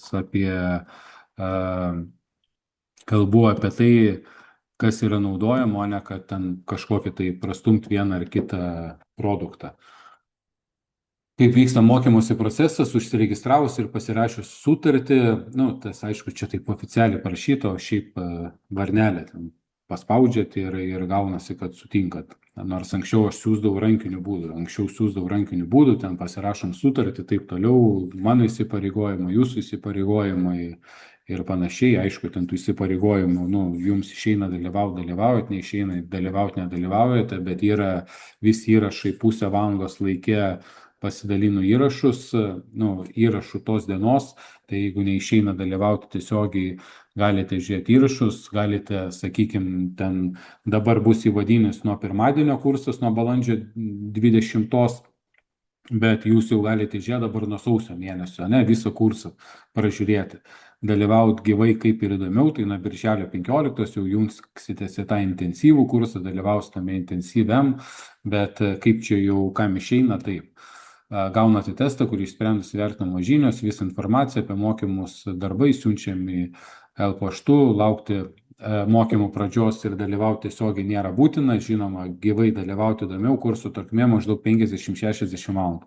Dabar, kai kas nors galvojate, kad neturiu laiko, ten užsiemęs taip toliau, per daug sureikšmį nereikia visi, mes neturim laiko, visiems neišeina kažko, bet jeigu bus noras, atsiras noras ir kažkokį tai įrašą pažiūrėti, ar kur nors oro uoste sėdint ar panašiai, pas mane yra mamos, kurios mygdo vaikus su mano balsu, tikiuosi jau kokie 3 iš 10 dar nesat užmygę beklausant, bet sako, kad balsas ten, aš kai kalbu, sako, žiauriai smagu vaikus mygdyti su tavo balsu, pasijungia ir klausosi paskaitos įrašų ir sako, na, nieko geriau neužmiega, tai čia kažkoks tai neišsigalvojimas, o jau mano pirmoji žmona yra sakęs, blemba, pasakoju, ką nors pradeda miegas jiems. Tai gal taip vadinas neįdomiai pasakoju, bet statistika pas mane yra, kad dalyviai, kurie pasijungia į paskaitas, jų išbuvimas iki pabaigos statistika yra apie 90%. Ir jeigu ten dar užtrunkam ilgiau, niekas neatsijunginėja, būna toliau ir tie 50-60 valandų, kai prabėga, daugam būna, blemba, kaip gaila, dabar jau pasilgsiu mokymų, nes aš darausi pauzės. Dažnai būna po 1,5 mėnesio, 2 mėnesius pauzės nuo mokymų, tai tada vėl džiaugiuosi visi, paskui pasilgsta jau naujo kursą, vėl visi susirenka ir taip toliau, ir smagiai leidžiam laiką. Visiems duodu užpildyti mokymų programą, kas ko žino, ko nežino, tai 7-8 iš 10 apie rinką nieko nežinantis, todėl dažniausiai viską pasakoju nuo pradžių, tai čia kai yra klausimas, ar ten naujokam daugiau, ar pažengusiam, nežinau, ar kiti, nesusireikšmina ir viską parašo, kad nieko nežino, bet 7-8 yra, kad mokymų programą raudonai sužymi, kad viskas yra įdomu ir apie viską nori, kad būtų kalbama. Čia labai grubiai yra teorinė dalis, metodologinė, praktinė, bet šiaip savaitę laiko yra skiriama, kai visą dieną praleidžiam rinkoje, tai yra man jau sunkiausia dalis, visą dieną praleidžiam rinkoje ir tas 6,5 valandos praleisti rinkoje yra reikalų, dar kažką komentuoti, kalbėti, kartais būna, kad balsas net laiko arba šiaip ten, tai kartais trumpiau būna, bet būna ir praktinės sesijos, kas negali dalyvauti, aišku, įrašai būna ir, tik tais, aišku, ir ne visiems galbūt įdomus yra, bet apie spekulacijas aš irgi linkiu taip pat, nors ir atrodo neįdomu vieną kartą išklausyti, nes viskas yra tarpusavy susiję. Tarpusavy susiję yra toks posakis, kad jeigu jau rinkoje esi, tai būtina gerbti visus rinkos dalyvius, bent jau supratimą turėti, kaip čia tie spekuliantai masto, kaip elgiasi ir panašiai. Tai čia kažkokių efektukų subėgioja, bet jau nebenoriu skaityti, iš viso yra 10 testų apie kompanijas, ten apie orderių tipus, level 2 ir taip toliau. Testus pasispręs, kurie labai gerai užfiksuoja apie tai, kas buvo kalbėta, paklausyti. Ir kažkada gražiai dariau, stengiausi čia, kad čia būtų. Tai kiek laiko prekiavimo su demo ir nuo kada pradedama Real? Aš niekada nebūdavau už demo, niekada nesu prekiavęs su demo pinigais, visada būdavau už Real, bet kai ateidavau naujokai, sakydavau, gal geriau pirmą su demo vis tiek paprekiauti, nes vis tiek praradinėsit pinigus. Ir tik tais, kad šiai dienai galimybių ten su demo kažkur kažką, nežinau, galim ten kažką paspraigyti, bet aš daugiau esu už tai, kad jau geriau nedaug pinigų įsinešti, bet ten po kažkiek tų dolerių prarasti, bet jau bent jau Real gyvenimą gyventi, negu kažkokie ten, nes nebus taip, kad išmoksite su demo ir paskui pavarysite su Real. Nebus taip, nes yra, jeigu aš metro aukštyje lentą jums ištiesčiau per griovį ir 20 centimetrų vat lentą, ne, ir sakyčiau, pereisit, sakysim, ką čia klausinėjai, tai aišku, kad pereisiu, dar man nespėjus paklausti, jūs paimtumėt ir pereitumėt.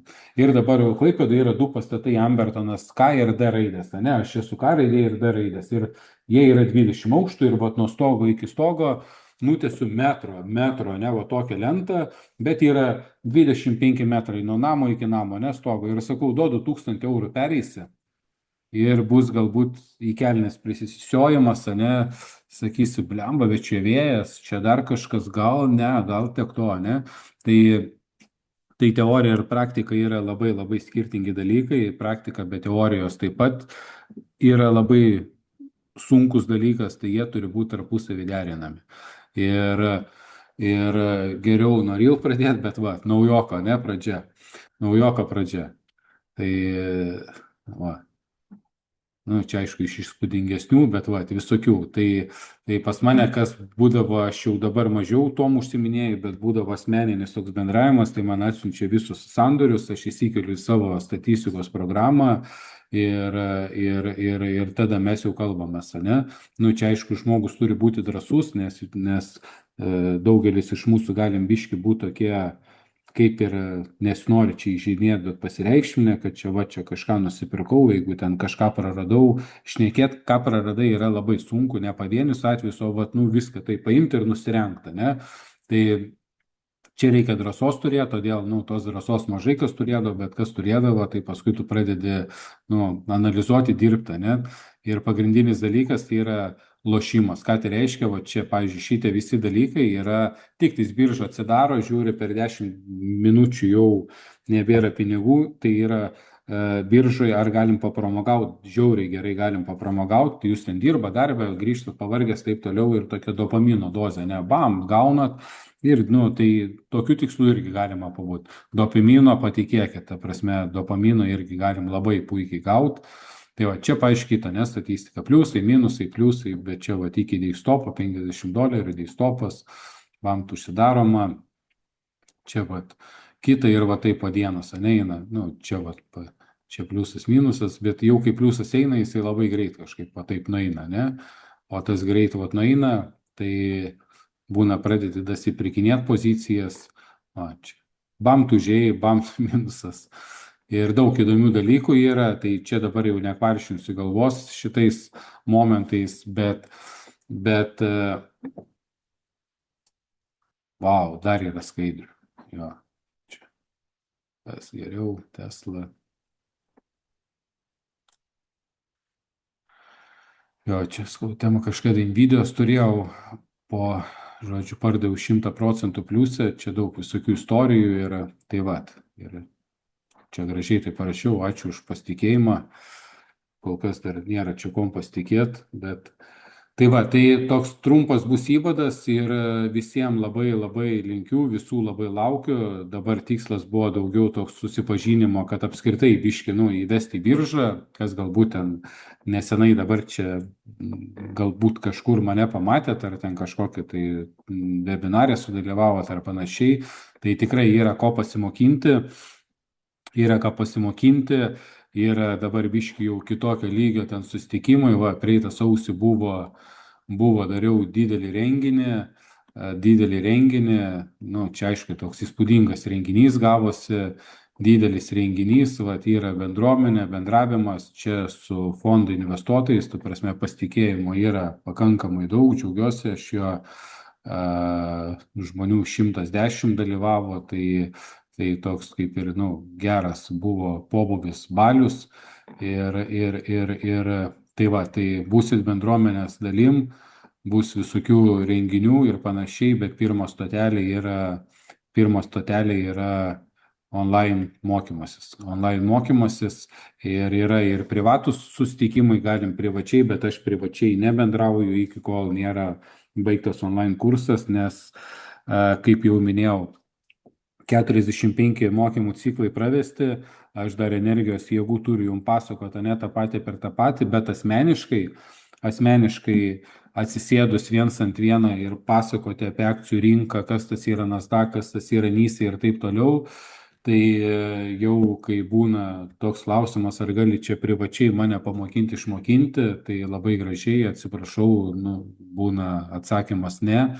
Ir privačiai jau galim kalbėtis apie sudėtingesnius klausimus, apie sudėtingesnius ten gyvenimiškus klausimus iš finansų pusės, kaip ką čia darytis, kaip dabar, ne, čia vat elgtis, ar, nu, šiaip, ta prasme, bet jau kai kursas yra išklausytas. Tai va, tai yra ir kaip dabar registruotis į mokymus, sakiau, kad bus nuoroda apačioje, bet dar patikslinant, jeigu kažkur būsiu neįkėlęs, unitedtraders.lt susivedat ir unitedtraders.lt iš karto yra mygtukas registracija, einat į registraciją, viskas yra paprasta, užsiregistruojat, aš atsiunčiu visus prisijungimus, tvarkaraščius, visi tvarkaraščiai į paskaitas, lankomumas yra, tai yra mano paskaitų pravedamumo statistika yra maždaug apie 95% pagal tvarkaraštį, tai yra kaip tvarkaraštis yra, tai paskaitos ir vyksta. Tas 95% dar taip biški nuimant, bet yra ciklų, kur 100% paskaitos vyksta taip, kaip jos yra suplanuotos. Nėra kažkokių tai čia šiandien negaliu, nereikia manęs klausinėti, ar šiandien bus paskaitos, ar šiandien nebus paskaitų. Visada paskaitos vyksta kaip suplanuotos. Visi mano kurso dalyviai man yra prioritetas, ne, nu šiaip gyvenime to laiku, ne, tai jeigu jos yra suplanuotos, jos ir vyksta. Ir registruojantis nuolaidos kodas yra NYSE, suvedat NYSE, mokymo kaina bus 400 eurų ir visų su nekantrumu laukiu nuo pirmadienio. 2 savaitės bus paskaitos, tai yra pirmadienis, antradienis, trečiadienis ir kitą savaitę pirmadienis, antradienis, trečiadienis. Šiek tiek jau įdėsiu į galvas bazinių dalykų, kad jau būtų galima savarankiškai pasižiūrėti per screenerius, ten per Finvizą, pasižiūrėti vieną kitą akciją ir nuo birželio 15 jau eisim jau į intensyvesnį kursą ir gyvensim įdomiai, jeigu jūs to norėsit. Viso gero visiems, ačiū už dėmesį ir iki greito.